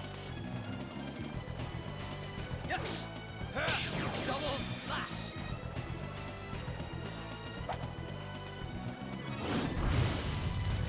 Yeah, we get the ability to lock them down for turns. I think in the woods coming up. The reusable item for locking them down that could possibly make it possible for us to lock him down long enough to kill him. Yeah, bosses seem to be the main sources of levels up after you reach like 10. Unless you're going to farm specific things. Ugh. Is he immortal? Maybe. That is not a horse.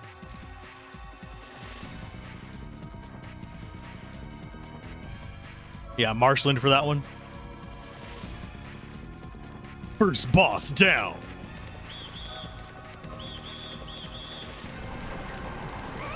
I like how we stop and turn around to look at them.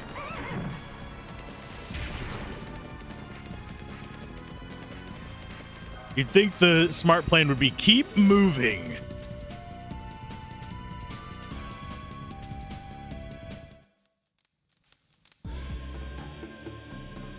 Anteater head and all, yeah. It's creepy looking. I like it. Wait, I'll bring back the girl. Otherwise, you would be dead by now.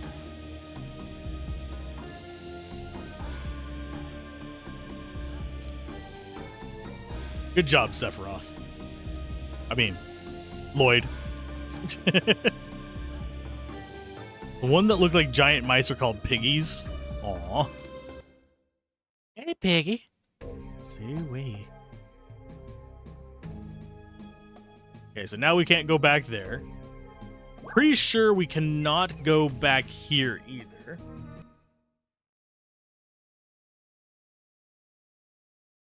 I'm willing to look.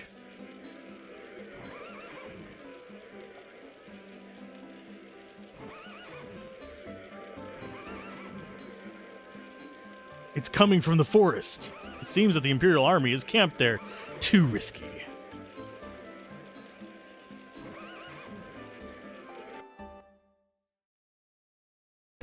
I'm trying to remember how far we got during our first session. I think we got to the end of the prison our first session. So we're already ahead. Time for us to...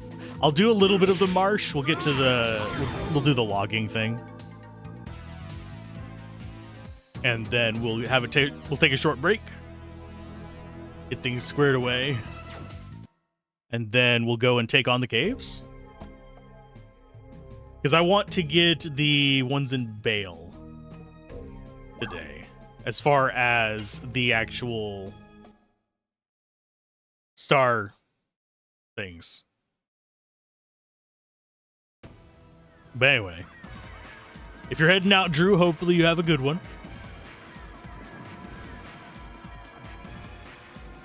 Come on, old man. I don't even think he's in his 30s, but I'm going to call him old man regardless.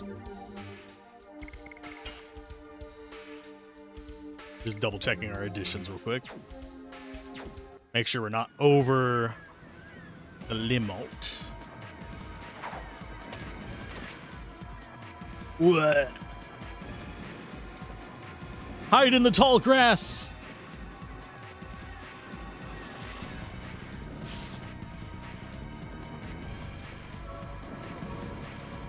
Good night, Drew. It is pretty late, I just realized. Oh, it's just a scratch. You got to cover the wound. Run away.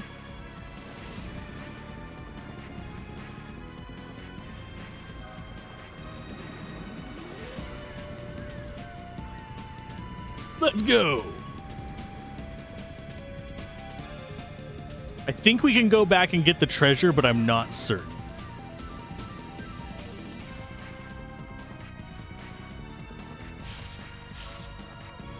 I could be wrong.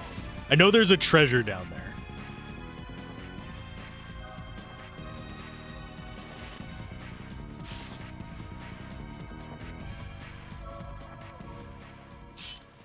Meow.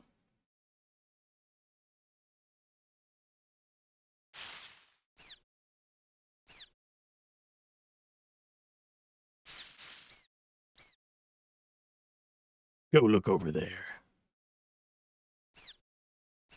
I find their armor setup to be intriguing.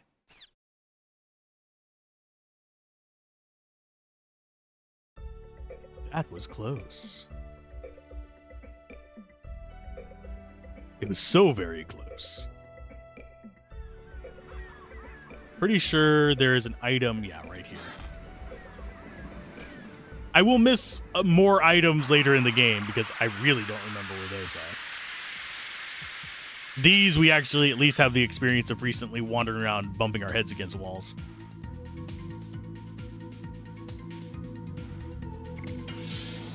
Time to guard! Please don't poison us before I get a chance to go into guard mode. There we go. Because if I remember correctly, we cannot get status effects in guard mode. Which is all kinds of lovely.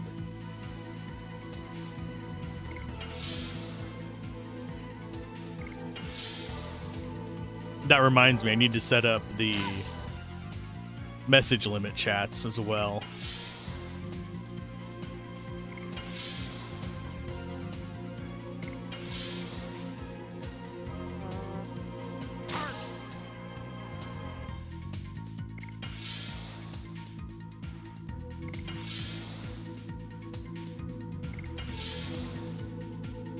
And yes, I am just healing up to max and then we'll kill this thing. One nice round of doom. If I remember correctly, Lavitz just ramps up insanely high on life.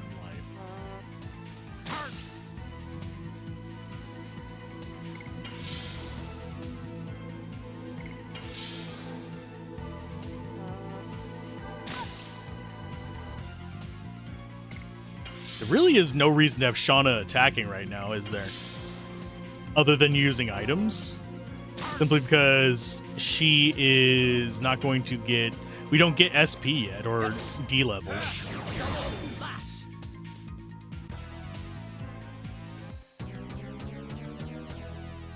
So she's just taking away from them getting their additions if she attacks.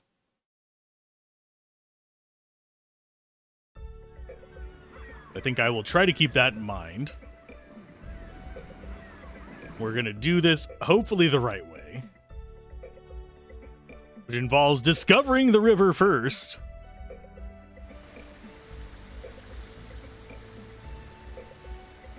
It's too far to jump over. You don't say. Yeah, it's an interesting thing that, as far as how communities and stuff go. Go ahead and for games, generally speaking, the more passionate the player base, the more likely you are to be able to find at least one community that's healthy in it. The more competitive the player base, the more likely you are to find toxic ones. Sadly, I do think that there's a subsect of Expedition 33 that's getting competitive over which ending is the right one or the good one. It's like, my dudes, they left it ambiguous for a reason. Ambiguity is essential for the drama of that to work.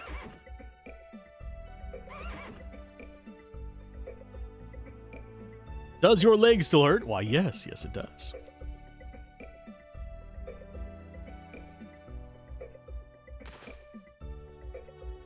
You're pretty sure there's a right one? There's a one that I see as the more rational one. There are people who will argue that... I'm trying to do it without giving away too many spoilers, just in case someone is watching this that hasn't played. But there are people that argue that one of the endings doesn't have the dark undertones that it appears to me. I mean, neither of them were terribly happy, but... One of them feels more hopeful. The other one feels more the decay into addiction. It's probably the best way I can say it.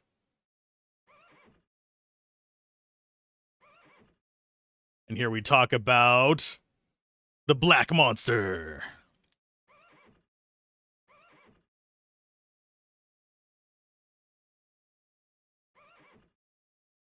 Yeah, in my opinion, I'm trying to think of how to phrase it.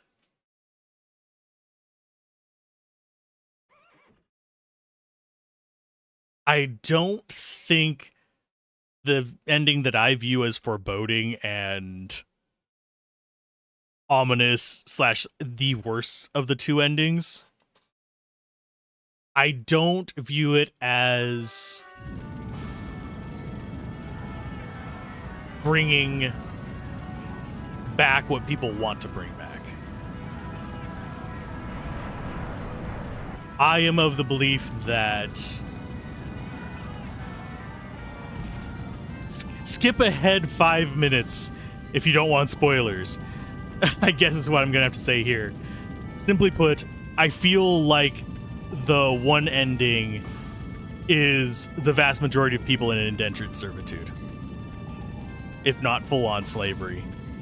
Yes, even the ones that are good guys that people like, I don't think they're actually sentient.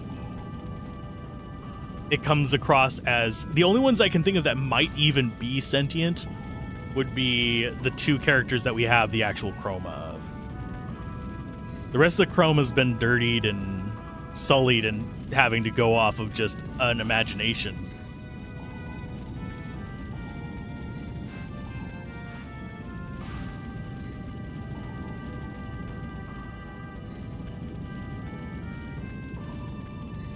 Play piano whenever you realize, oh, I'm not even just talking about you know who. I'm talking about everybody.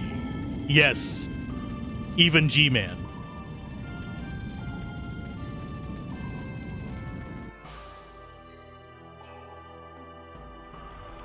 Because they definitely don't have the original chroma there. They flat out say that the chroma is trapped and tainted.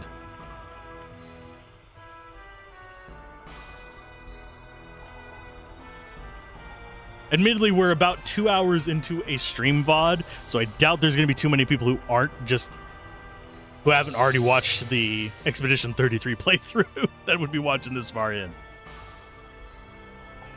And as far as sentient beings, like actually free will, cannot just be taken over situations, there is still one being enslaved, and that is the fragment. The fragment wants to die. It wants to stop doing what it's doing. So it's basically a choice between that fragment and taking over the painting.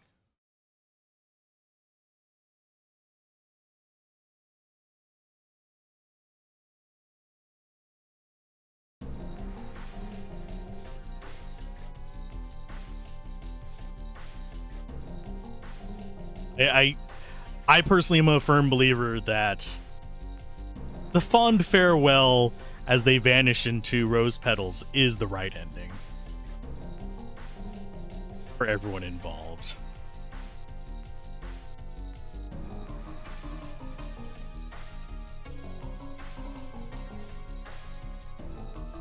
I also think that there would have potentially been other options, but there is a limit on what they could have done.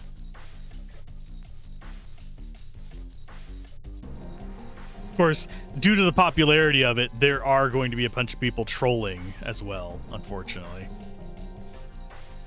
There's already been grummies going on both sides about it, funnily enough. There's some that are mad that Expedition 33 is supposedly woke, and then there's others that are mad that the woke people are going after Expedition 33. It's like, what? You guys realize that you need to, like, have a consistent dialogue if you're going to be doing this. Is it woke or is it not? Schrodinger's woke. There we go. It just boggles my mind. Discussion around video games. That's one reason why I have seriously, like, considered doing my own, like, gaming awards and just saying, screw all this stuff. I'm going to talk about the actual games instead of the gibbering fools on the fringes.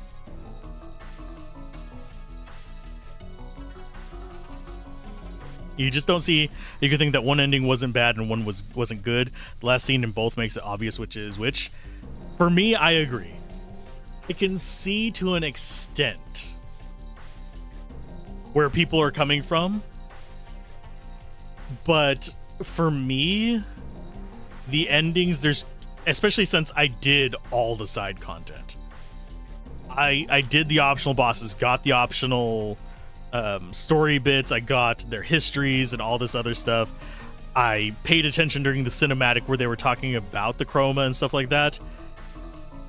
And for me, with all that information, it feels pretty obvious that there is a bad tone and a good tone, but both are solemn and sad. So it's a choice between what you're willing to sacrifice for what. And I'll openly admit, if we were living in some fantasy world and I had to choose to just dive into addiction and escapism in a situation like what Mael was in, where they're human jerky, basically, and their quality of life is horrible, I can't say I wouldn't choose that myself. I'm just saying that there is an ending that is healthier. People think that Mael is an addicted sociopath slave master at the end of the bad one, don't understand the point of the story. She's doing the same thing her mother did. She's going to die from her addiction and mistreat everyone she cares about along the way. To an extent, yeah. It is a story about addiction and grief. There are people that don't realize Renoir is not... He's not the true antagonist. Yes, he is... Actually, I should say he's not the true villain. He does play antagonist. Both versions of Renoir do play the quote-unquote antagonist to your protagonist, but he's not a villain. He is doing some things wrong on how he's approaching it from like a healthy, unhealthy standpoint. But at the same time, he is the one trying to do right by people. Most everybody else in it, this includes Verso, this includes Aline, this includes Clea, all of them. The rest of them are centering on themselves or on basically burying, in Clea's case, burying herself in work so she doesn't have to address some of this stuff. She views them as irresponsible and just pushes them aside. But as far as Renoir, yes, he could handle it differently. Yes, there are other methods he could take, but he's trying to save them and pull them out of this nonsense. And I hate this camera position with a passion.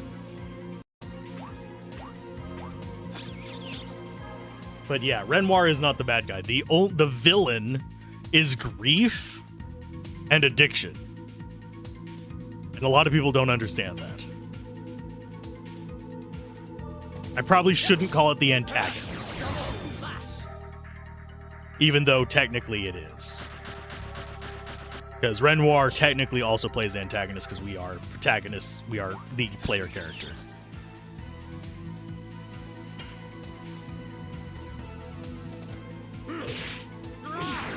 It's complicated. Phrasing it is awful.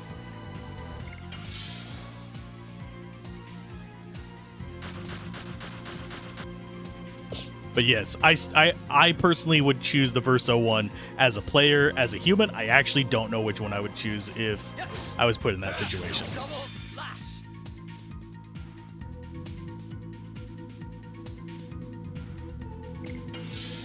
One ending had Mael become evil and the other had everyone happily.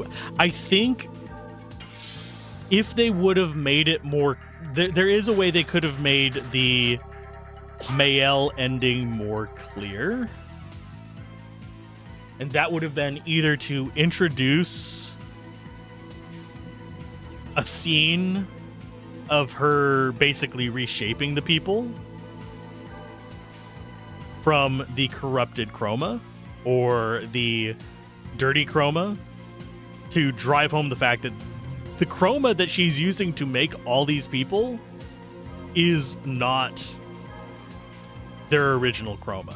It is not clean. It is not actually their essence. She is doing it from her own memory. That is something they give away in the lore, but they don't actually show much of in the very ending. Another thing they could have done if you wanted more in the style of the game is actually make it apparent that the crowds that you're seeing being escorted in, they don't show them as like faceless or anything like that, but if they would have done that, I think it would be less of an argument among people, because then you would be driving home the fact that she is creating these people so she's not feeling lonely. She only cares about keeping those close to her intact and those they care about, if that makes sense.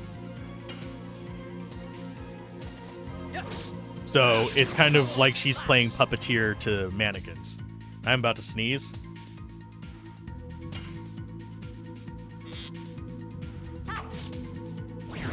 Goodness gracious. But yeah, I think they could have driven it home more. The ending, as someone who consumes a decent amount of media, was clear to me. At least in my opinion. But you have to realize, we're a bit older than the average gaming audience now. And we likely have experienced more media than the average gaming audience because we're streamers and we are content creators, so we play more games. So we know the communication methods. A lot of the people playing this, they've played Skyrim and Call of Duty. And maybe a half dozen other games. Your average player is not going to be playing a lot of games. You think people are stupid and don't think about past the surface level? The main argument that I hear is that the people of Lumiere are sentient. And that killing them off is genocide. First of all, they're already dead whenever you're making the choice. The only ones that are not are Monoko. And technically that's a gestural, so it wouldn't have gotten gommaged. You have Luna and Sia. So technically not genocide. It's just not reviving everybody. But I don't think people also realize that it doesn't matter. Oh, they're watching the log go by. Doesn't matter if they do it then, it will eventually happen. Regardless, it's an inevitability. Because there's either going to be another fracture as Renoir comes into the painting again whenever his daughter proves that she was indeed lying to him and doesn't come back out. So there'll be another fracture. Or he'll pass away in there and the canvas will get erased anyway.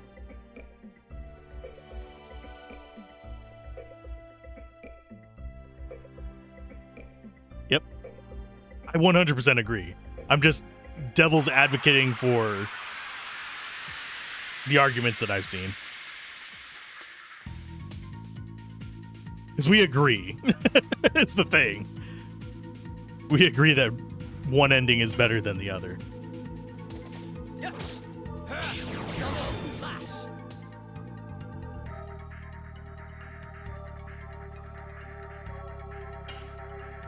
I think, despite what he says, you say Verso said that Renoir wouldn't come back and that he would trust Mael, so she's going to die there. I'm not entirely certain that Renoir would, in the long term, do that. I think what would happen is kind of like what we saw with Aline. Because one thing that doesn't really get talked about a lot, and they do kind of hint at it here and there, they actually drop little bits about this in the lore throughout the story, is that Aline had been in there a while before Renoir came in and said, time to get out. He had been in there painting a while. I have a feeling the same thing would happen with Mael. I have a feeling she would be in there for a while and then get essentially a second fracture, and she would not last as long as Aline because she's a less talented painter. And I think her being a less talented painter is another reason to favor all these people are puppets rather than even emulating sentience. Because Aline being a stronger painter, a better painter, and able to craft more realistic people means that she can give people more, not necessarily sentience, but automation. Clea could do the same thing. Mael has not demonstrated that she's able to do that. The most she's able to do is basically bring back facsimiles of people from her own memories if she has access to their original chroma, and she's able to bring back ghosts that are just kind of generic entities that do what she deems is necessary.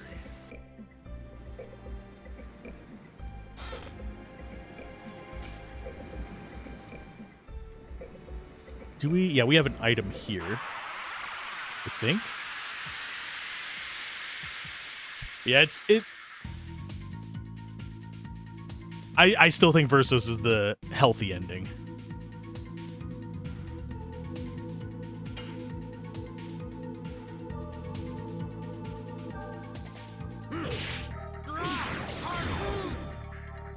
It's just there's a lot of details that I think people who favor Mayel's ending, which is something like 40-something% of people favor it, but it just shows a either lack of paying attention to things, lack of completionism towards the side content, or a lack of media literacy, basically.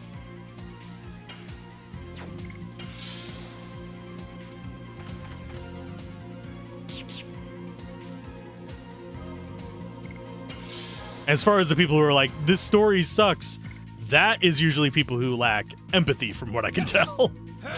Double slash.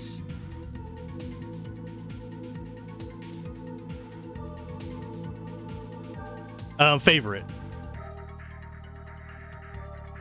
As far as like what they think is the right and proper ending.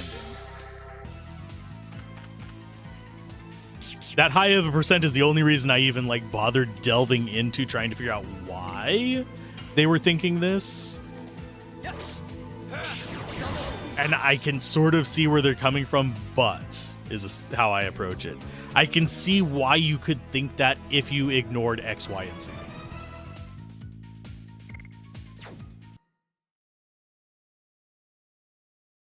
We actually have a really big problem with that in society right now, where people will just straight up ignore a lot of things.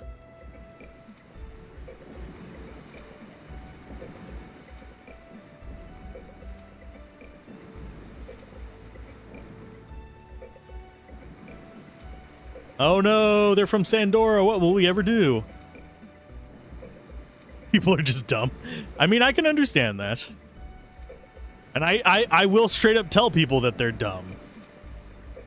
And I will take down votes whenever I point out, hey, this is the information that was given to us through the game, through the story.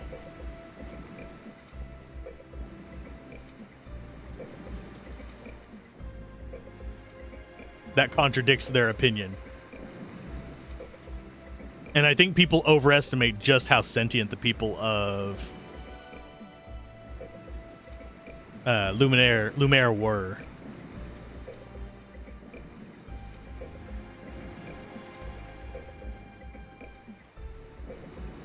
Especially, part of me, I know that it was just budget stuff. It's all about that budget stuff. But part of the budget stuff about it also lends into this, they're not sentient, if you take it as part of lore. Because you notice that a lot of background characters are pretty much identical.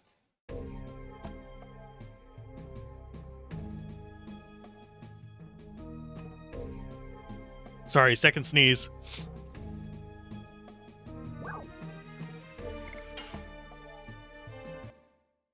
Goal tonight is Bale.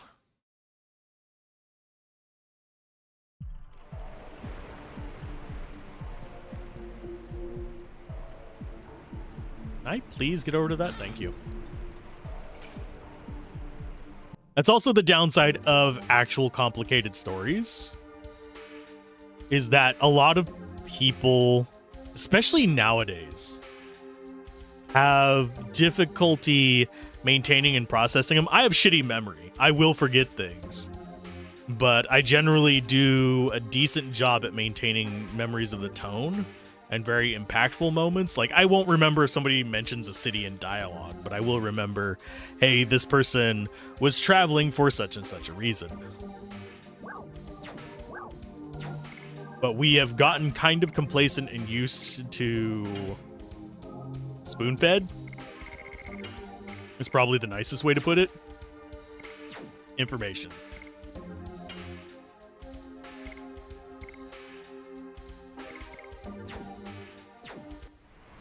I am considering making the review for Expedition 33 a 2-part video. It might be one video with a big chapter list, or it might be 2 different videos, because the ending analysis is a pretty interesting thing to dive into, and why different people are reacting to the game in different ways.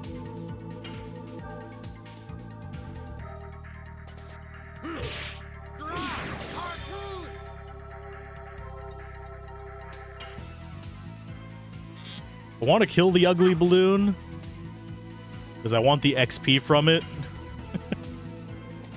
Yes. Double flash. The bat shouldn't run away.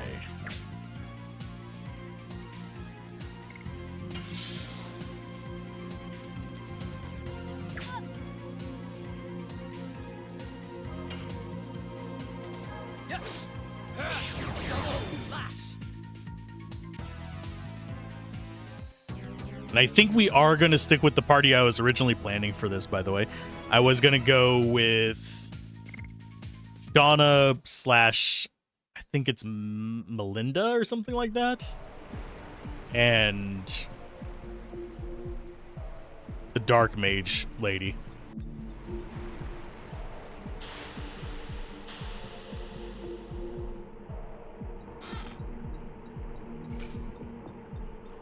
$20 gold.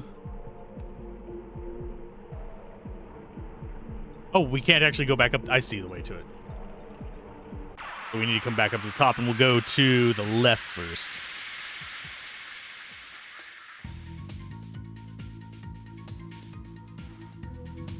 I still want a freaking SKA plushie. For those of you wondering. Or at the very least, an SKA statue. SKA bestest boy. Where's my SKA ending? Or SKA is the only one that lives. Kill the family, kill the... Oh, did he just get poisoned? He did not, thankfully. Yes. Kill the family, kill the painting, just keep the SKA. Maybe Minoko.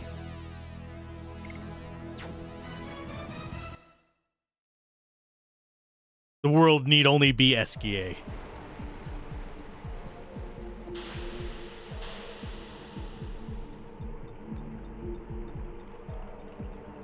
I just messed that up. We're gonna have another encounter. Okay, so this needs to go right. Damn it. Got it first try before, but now it's like, nah. There we go.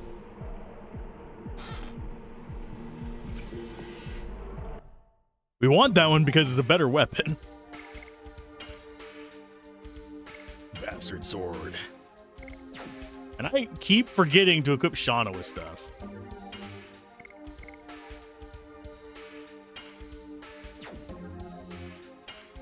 Does that actually make her...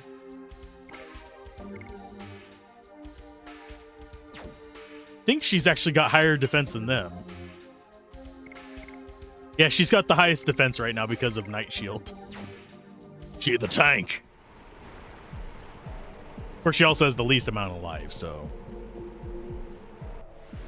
Not as tanky as one would hope.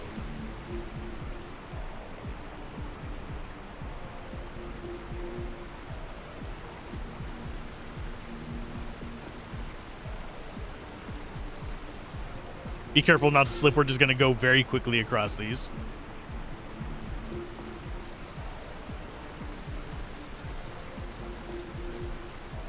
I like how they're just waiting back there. They don't actually...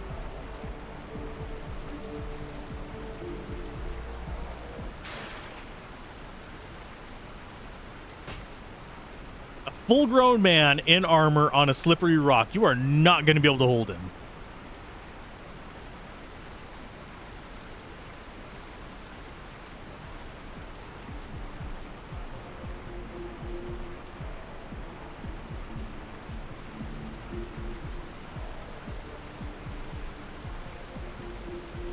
Yay, we saved Lavitz. He's not the bestest boy. Male bonding.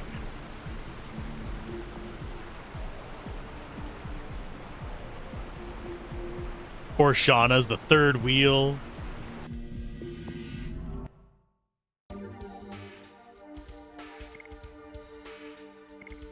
Okay. I forgot to see... What is total vanishing again? Destroys minor enemies, okay. That's not the one that does a fixed amount of damage.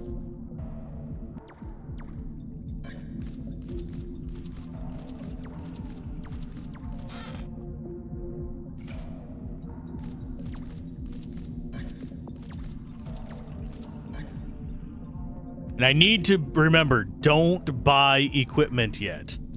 Save your money. Status effects are not a huge problem.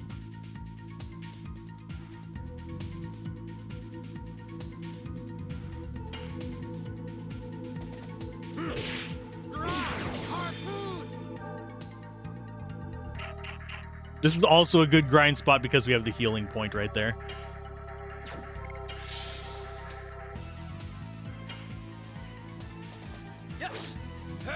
And yes, I am gonna just avoid attacking with Shauna. Oh, I say that and I accidentally attack with her because I'm not paying attention. That could have been another point towards our additions. Our nations.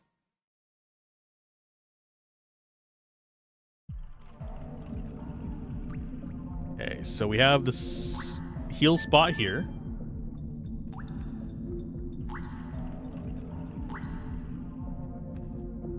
Well, I used to be saved by these a lot. The ones close to a battlefield were helpful.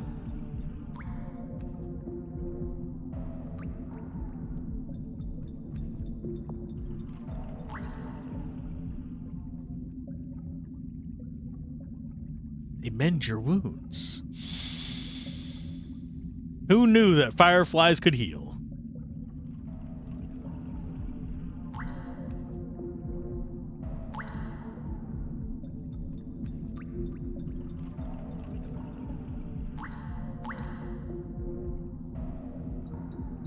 It's natural not to know about each other.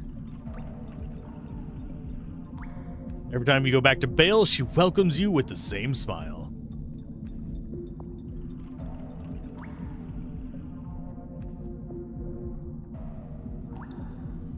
We have so many things to pick up in Bale. No, I didn't want to hop across. I want to get the chest first. Oh, Angel's Prayer. Lovely.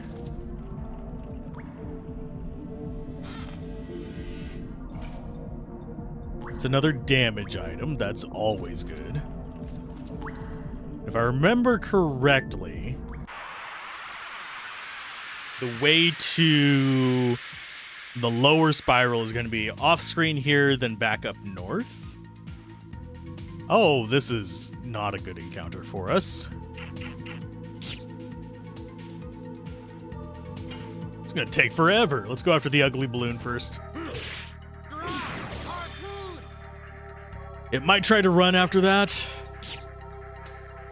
I'm still going to try and kill it before. Nope, it didn't try to run away. That's good.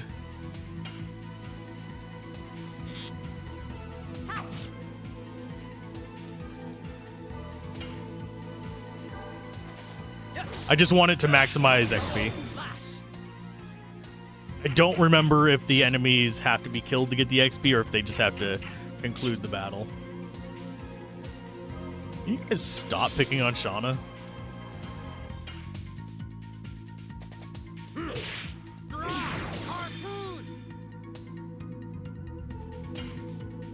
Getting my pedals in. I've actually been a bit behind the past few days on those.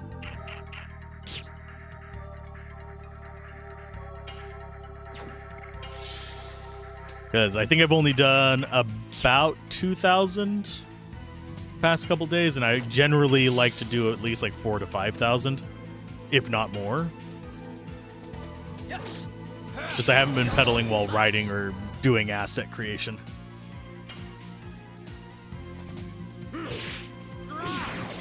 Speaking of which, I might have a new BRB screen soon. And starting soon screen. Depends on how long it takes me to actually program the chat overlay. Yes. Double slash.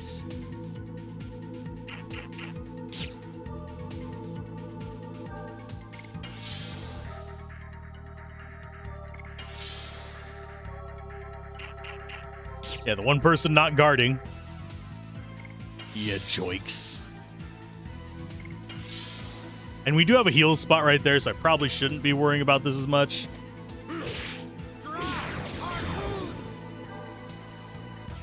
One thing in Expedition 33 that I didn't do a lot of was using the heal all potion thing, I would just go to a flag and rest. If I do a replay of it, I'm going to try and use that more often, just to keep things from respawning as much.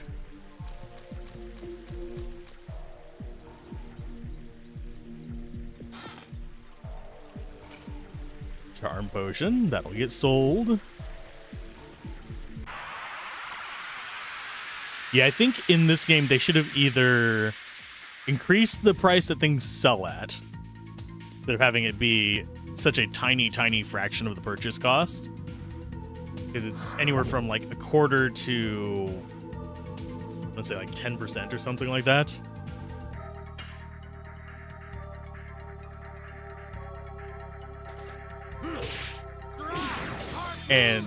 Or they should have increased the amount that encounters give. I don't think it should have been so hard to get money in this.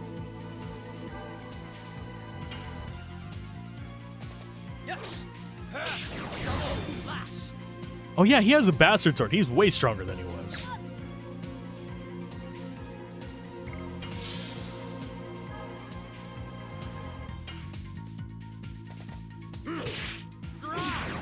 Yeah, pretty much the only angle I don't like is the top-down one.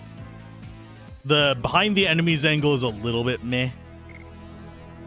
But yeah, all that for 15 gold. There's a few enemies that actually give good amounts of gold. They're few and far between.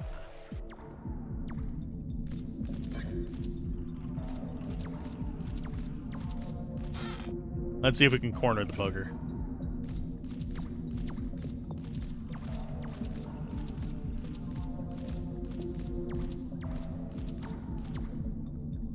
Oh, I remember how we catch it.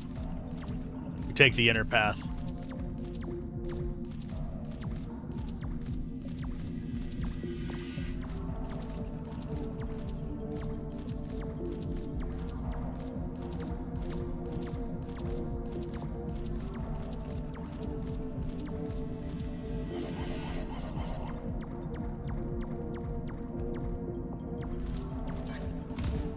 Yep. There's our Patank down. Da-da-da-da-da-da. Poison Guard, that's going to probably go on Lavitz, if I had to choose one. Because Bracelet is useless, we just use as an intermediary for other equipment slots. We'll see if I end up keeping them or not. Oh, we need to go this way.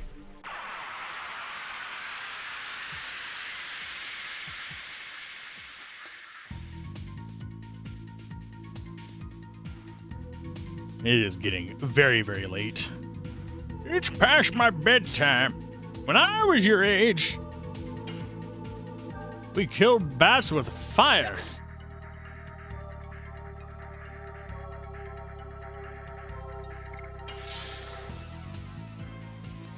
I mean the spell. Go ahead and beat the crap out of that guy, please. Yeah, just have to take out the bats, then we can do a quick heal up, and then we can take out the boss of this place and get to Bale.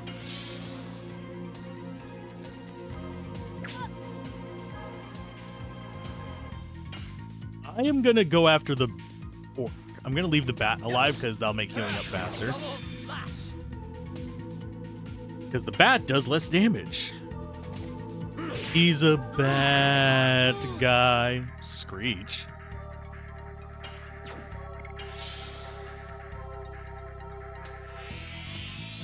Oh, you prick.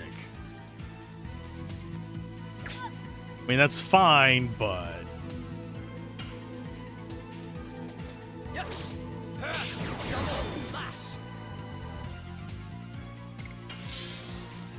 Now we should get back up to max, because I think if we...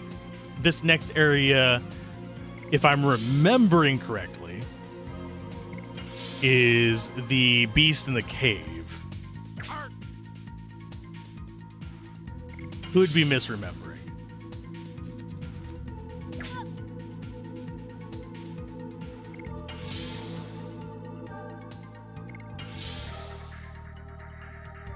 I don't remember him being awful last time, but since I can't parry using the right shoulder button, I'm in trouble.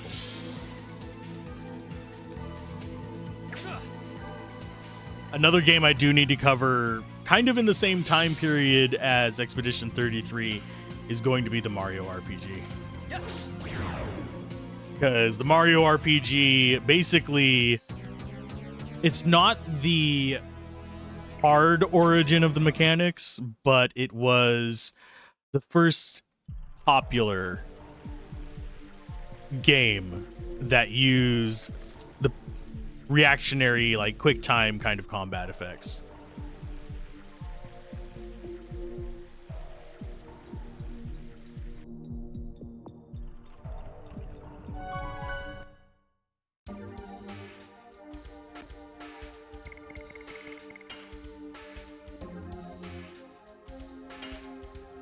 And yeah, I know we won't get Dragon Souls for probably till next session. But the end of Bale should have us at 7 Stardust. Which is redonkulous.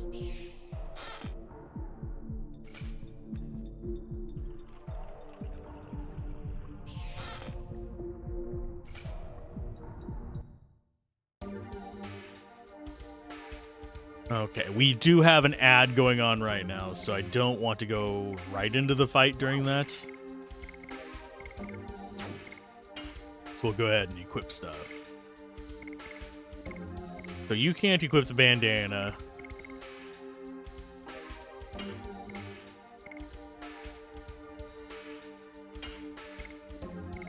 Yeah, we have the Saleh equipped. The one that we want is going to be, I don't think it's in this village. I think it's in Hoax, if I remember correctly.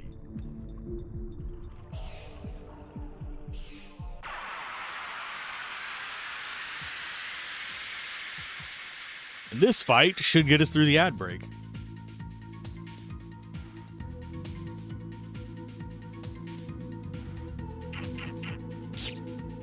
Ow. Let's go. We'll get rid of one of the screaming bats. Yes. As I press it too early, because bad angle. There we go.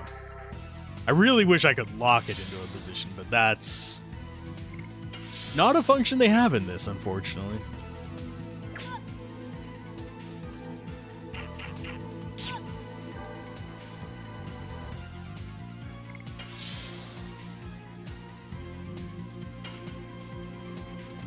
Yes. Double slash. Ow. Be a jerk. I mean, we do more damage than he heals, but that still means that he's 2 hits away from death. Harpoon. His Lavitz just barely negates it.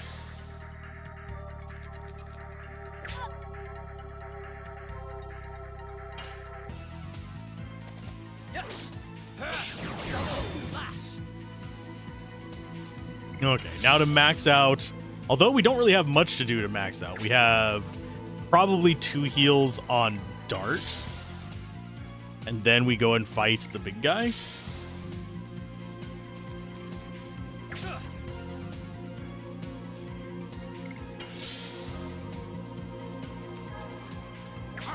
And we'll be using Shauna to drop the spells.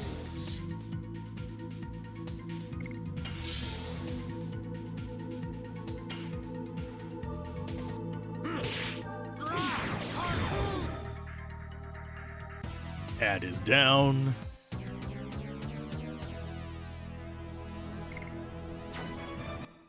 I just need to remember, don't buy gear. Don't buy gear.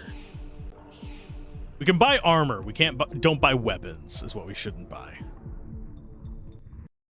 Armor doesn't show up in the loot that we get, if I remember correctly.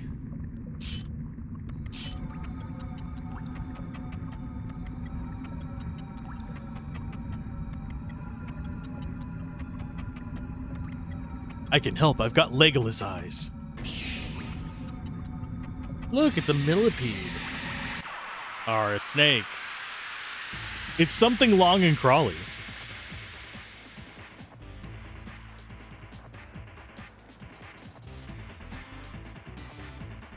For some reason, it always reminds me of those plastic snakes. Those, like, super dirt-ass cheap plastic snakes that you find at Dollar Tree. That make the god-awful clicky-clacky noises.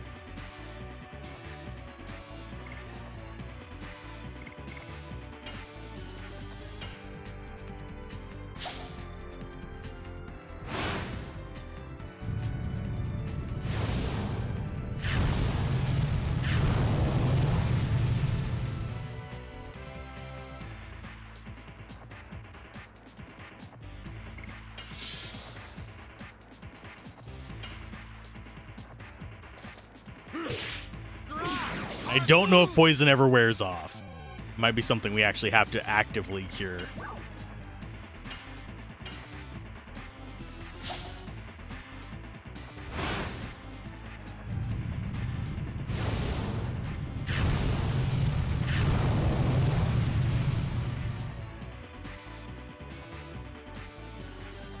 There's 100 and some odd damage for you. Ow!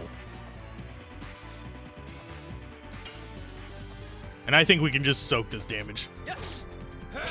Double slash. We'll just heal whenever he is in his little hidey hole.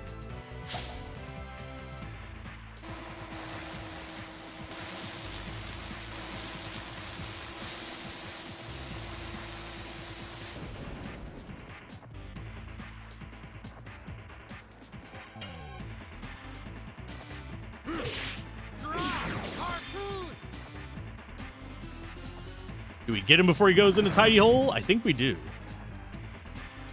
Nope.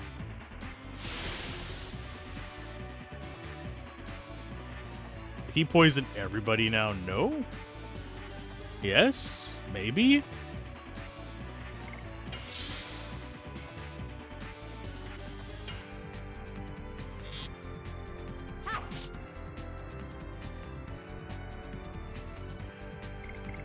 Item. Get rid of your poison.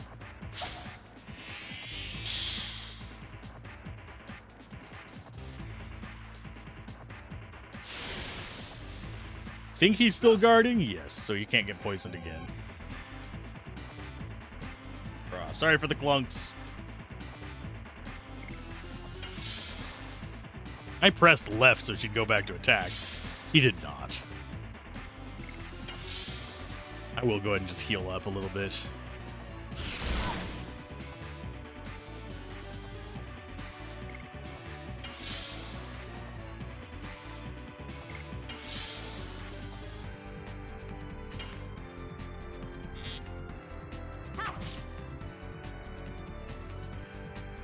I should have gotten one more damage item.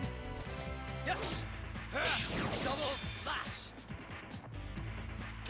Go.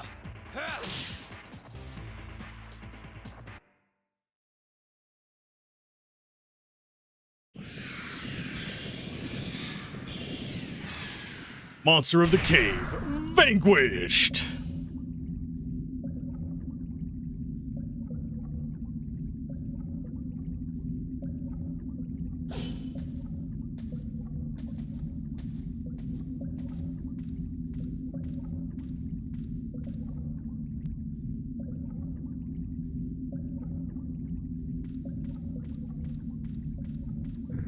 Oh, it's still alive!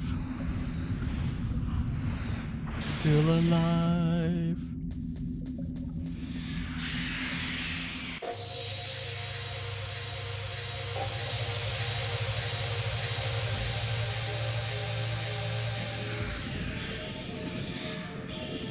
What the hell, Shauna?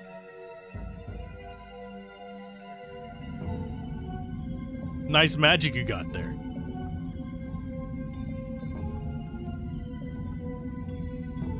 What was that?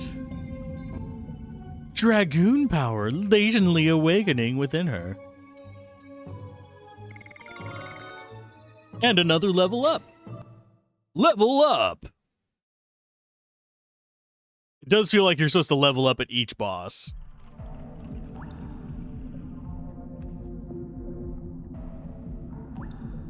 You cast Holy Magic. Congratulations. You can now summon Alexander.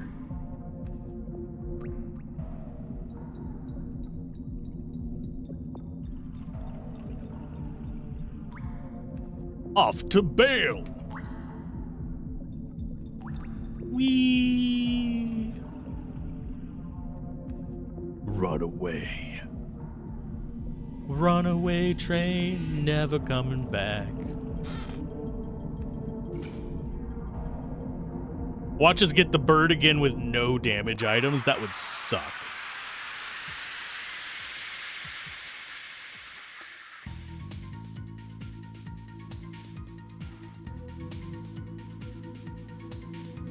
Come on, Blavos. Bring what you can. Oh, balls. I don't even know what status effect that is, besides irritating.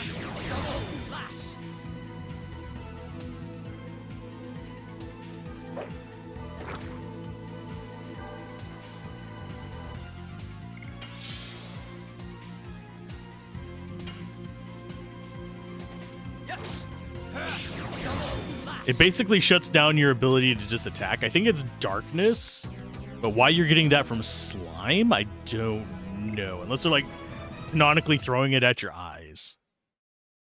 Would you like a little bit of slime in your eyes? And there's slime in your eyes.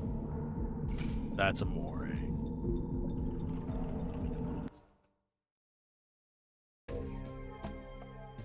There's slime in your eyes like two big pizza pies. That's amore.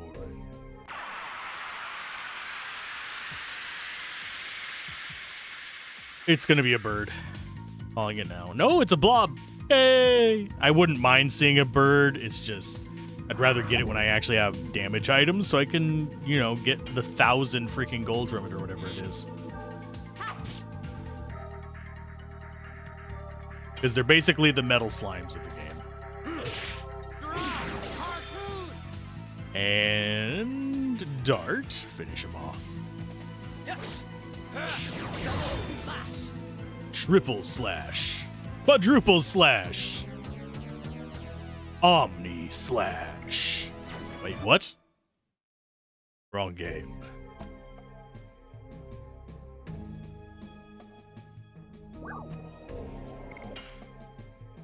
Okay, so the only thing we need to not do is go into the upper floors of the castle.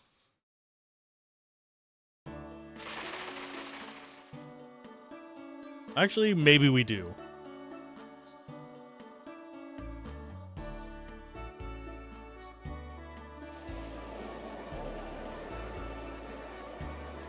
Of course, we are going to talk to everybody. Hello.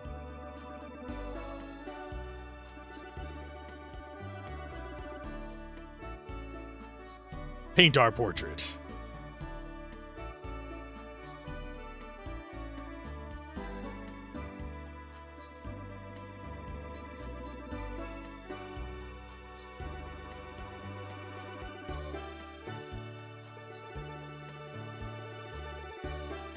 I'm not moving.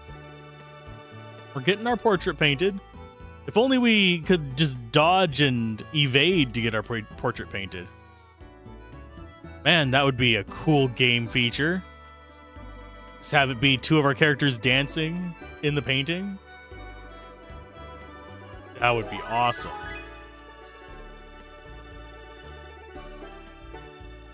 Isn't it a little too handsome? Aww.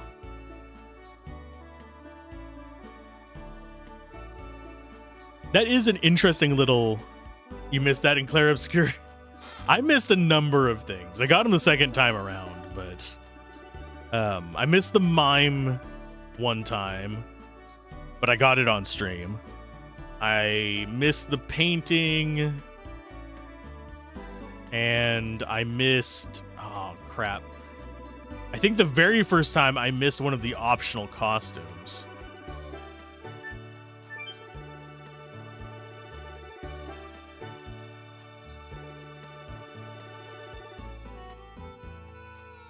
I'm always confused as to why there's a space in there. There's nothing to loot.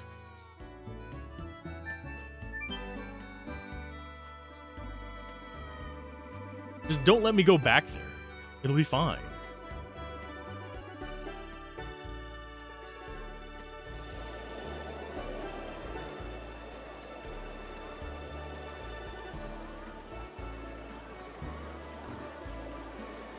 Yeah, I'm gonna get...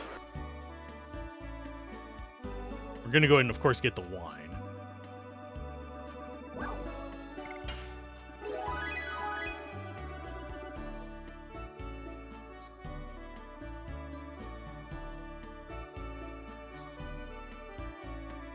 This is the inn. We don't really care about the inn until we start having mana. This is Depression Station. Okay, so we need to get the Slambert Plaza, the weapon shop.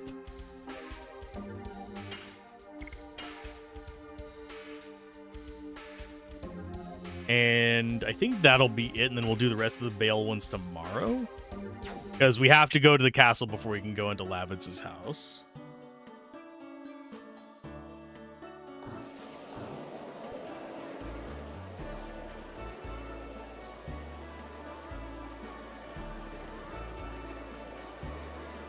I think the one in Slambert Plaza is here.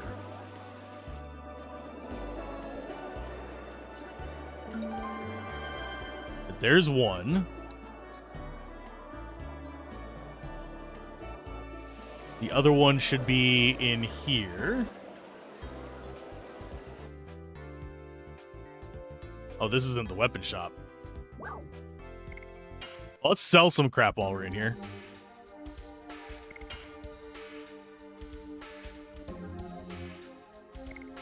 Items. Let's go ahead and sell some healing potions.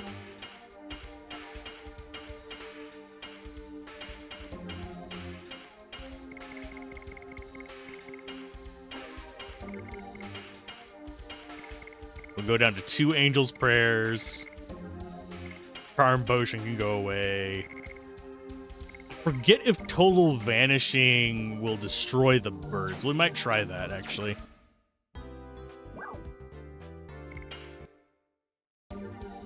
I forgot to see. Do you have anything that we want to grab?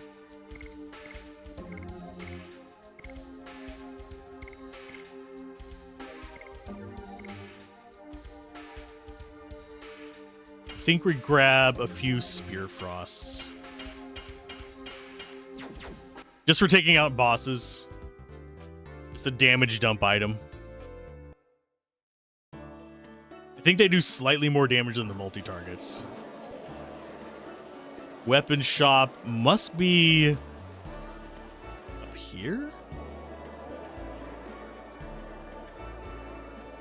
Ooh. It is not.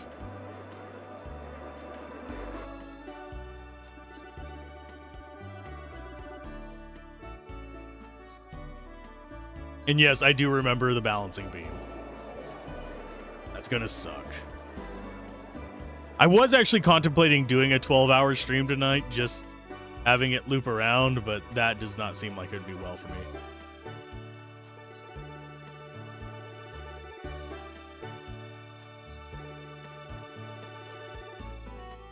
Okay, so this guy's house does not have one, I don't think.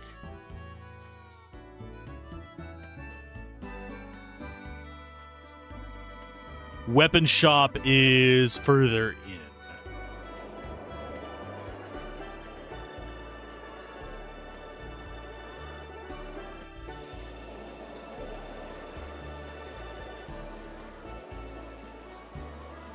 And no, I'm not going to worry about talking to all the people on Disc 1 because we did that before. It's just one of those things that I don't feel like repeating right away. I know that's kind of tacky, but I've already been through this stuff. Mostly just trying to catch up. I think this is the one that has it in there. Okay, so that's another one.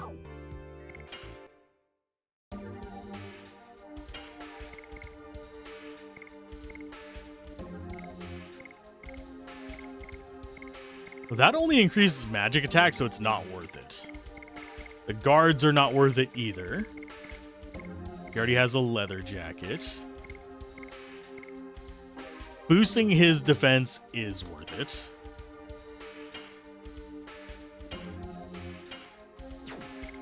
And let's go ahead and sell junk items. Broadsword is weaker. Clothes can go away. We keep one bracelet.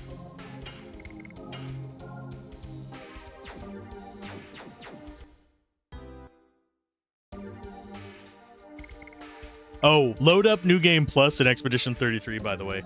After you've kind of wrapped up achievements and stuff, there is more stuff in New Game Plus than just more of the same.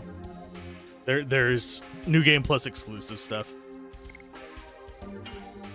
Just a recommendation.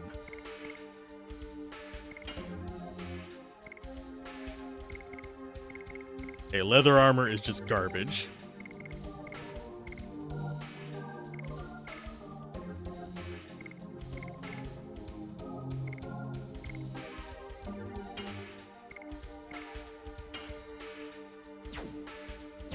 We can sell those. We're up to 3 dust. I don't know if there's anything in New Game Plus Plus. I haven't gotten that far yet. But I do know that there's stuff in regular New Game Plus.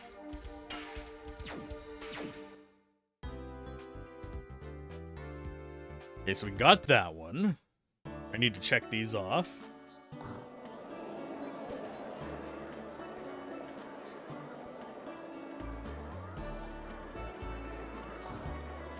I do think we have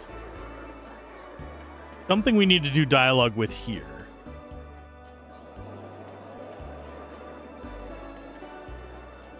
I'm just not remembering what. This should be the healing house. We do want to stop in here and get loot, of course.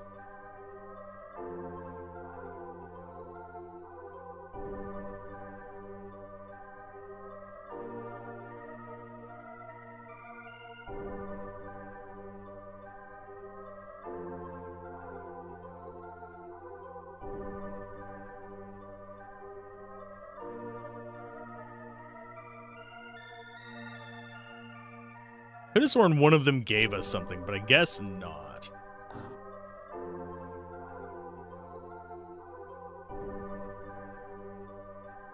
I am not seeing chests in any of these areas.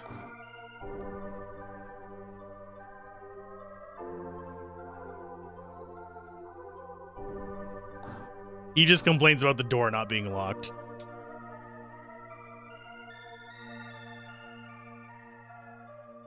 I don't think there's anything... Yeah, there's nothing else in here.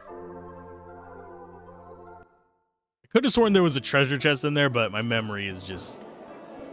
You know, so good.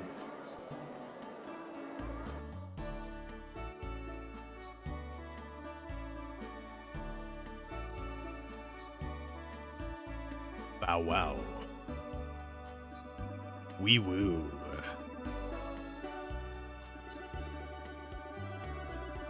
I really wish there was like an on-map indicator where the Stardust was, even if it was just one of those cliche Chrono Trigger blue flickers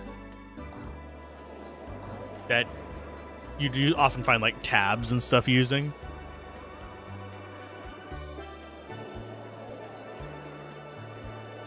Okay, to get into the underground, we have to go up this way.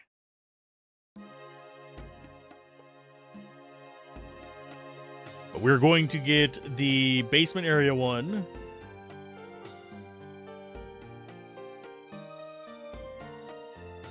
There's her new weapon.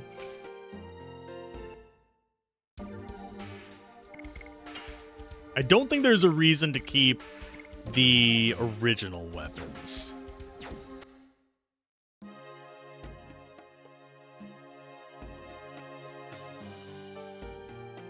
Okay, so that's back down.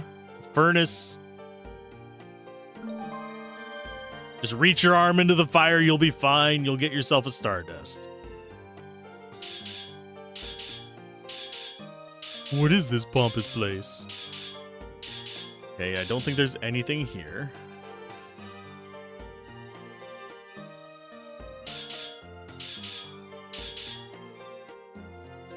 So we go upstairs here. We've got the furnace in the back one.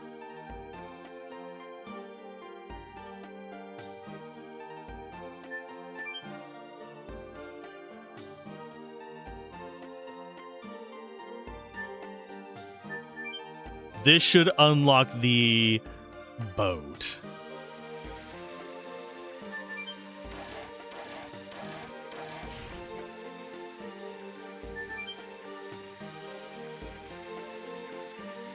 That we can use to go to some other lovely places. But yeah, this next one is Indil's Castle, upper level, back of raised room on far left.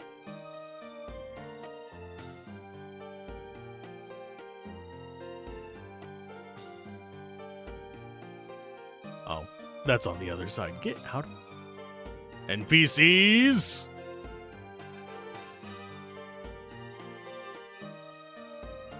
Okay, so this is nothing.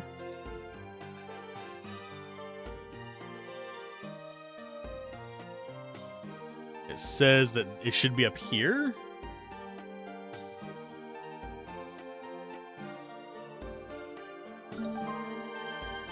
Just going down the Stardust list.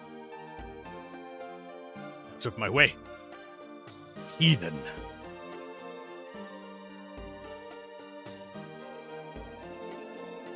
I'm just trying to get all the ones in Vale that I can.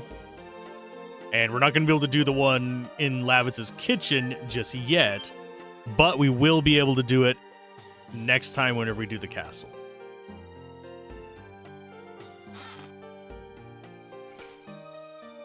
Active ring, I think, prevents stun? No, despiriting. Probably end up selling that one now that I think about it. That should be worth good 20 or 30 gold. Just ignore status effects for a while. That has never come back to bite us in the ass. Ever. Never, ever.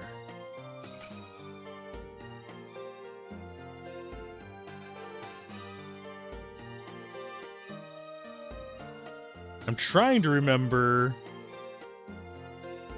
how to get into the underground. I think we go back out.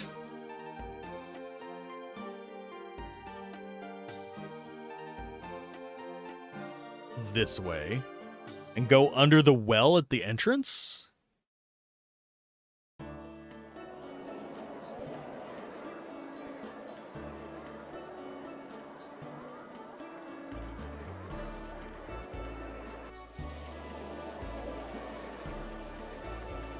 Because you have to bribe this guy to get past him.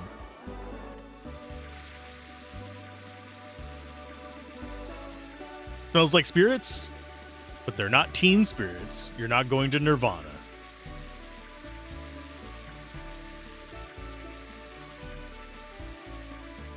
Man. I've gone back and listened to Nirvana. I like most of it, but I don't think it would do as well nowadays. It's kind of like Pearl Jam. Probably wouldn't do as well nowadays. They'd be like, what are they saying? Yeah. Don't ever try to just get lyrics of the Pearl Jam videos from just listening. I mean, music from just listening to it. You need like a degree in translating Bushmouth.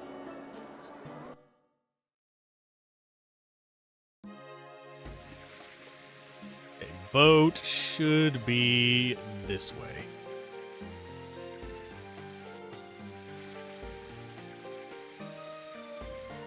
Take optional boat exit. And do the wine thing at the end.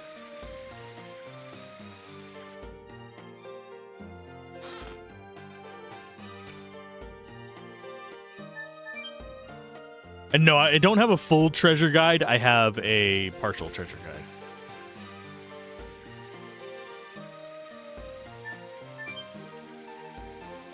No fool. I have the Stardust guide. It's pretty much the only thing I have. It doesn't tell me where all the normal crates are.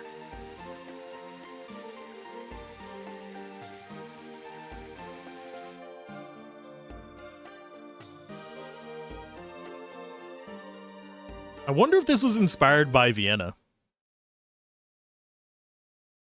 The city, not the sausage. Can't say I'm a fan of Vienna sausages. And it's not that they're like the worst thing I've ever witnessed. They're close, but ever since I've seen someone do the thing where they pop it open and basically shotgun the entire can, I haven't been able to look at Vienna sausage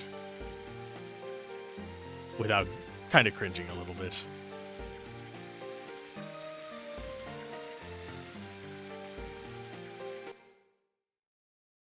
They did juice and all is the thing.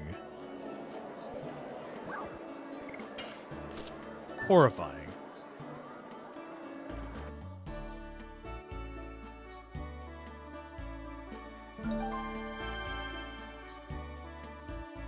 Were we able to unlock that? No.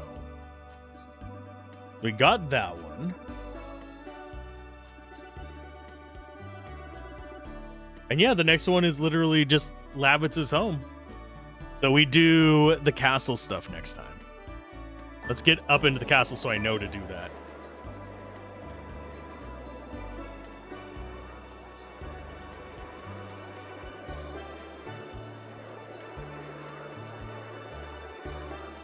Shouldn't be a long boat ride, but it's going to be a decent one.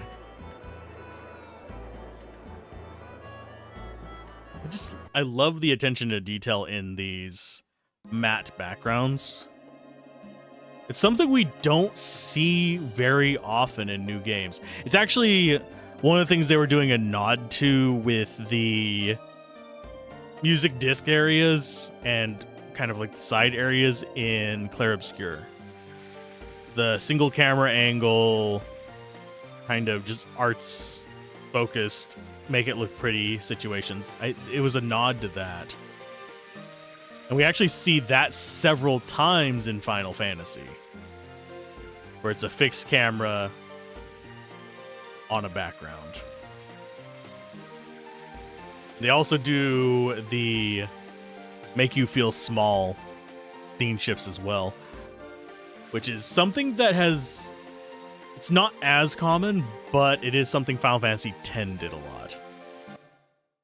It's a reminder of scale, which I think a lot of people fail to realize its function in storytelling, because, oh, I can't see my character in super high fidelity, they're so far away.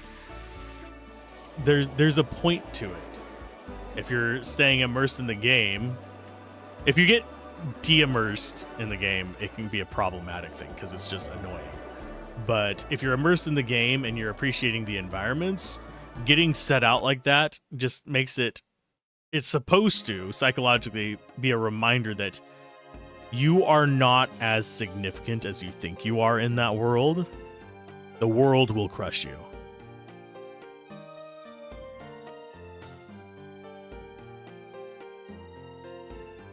And we will save right here before we get the next bit of story. We've gotten 6 of the Stardust, which is a good start.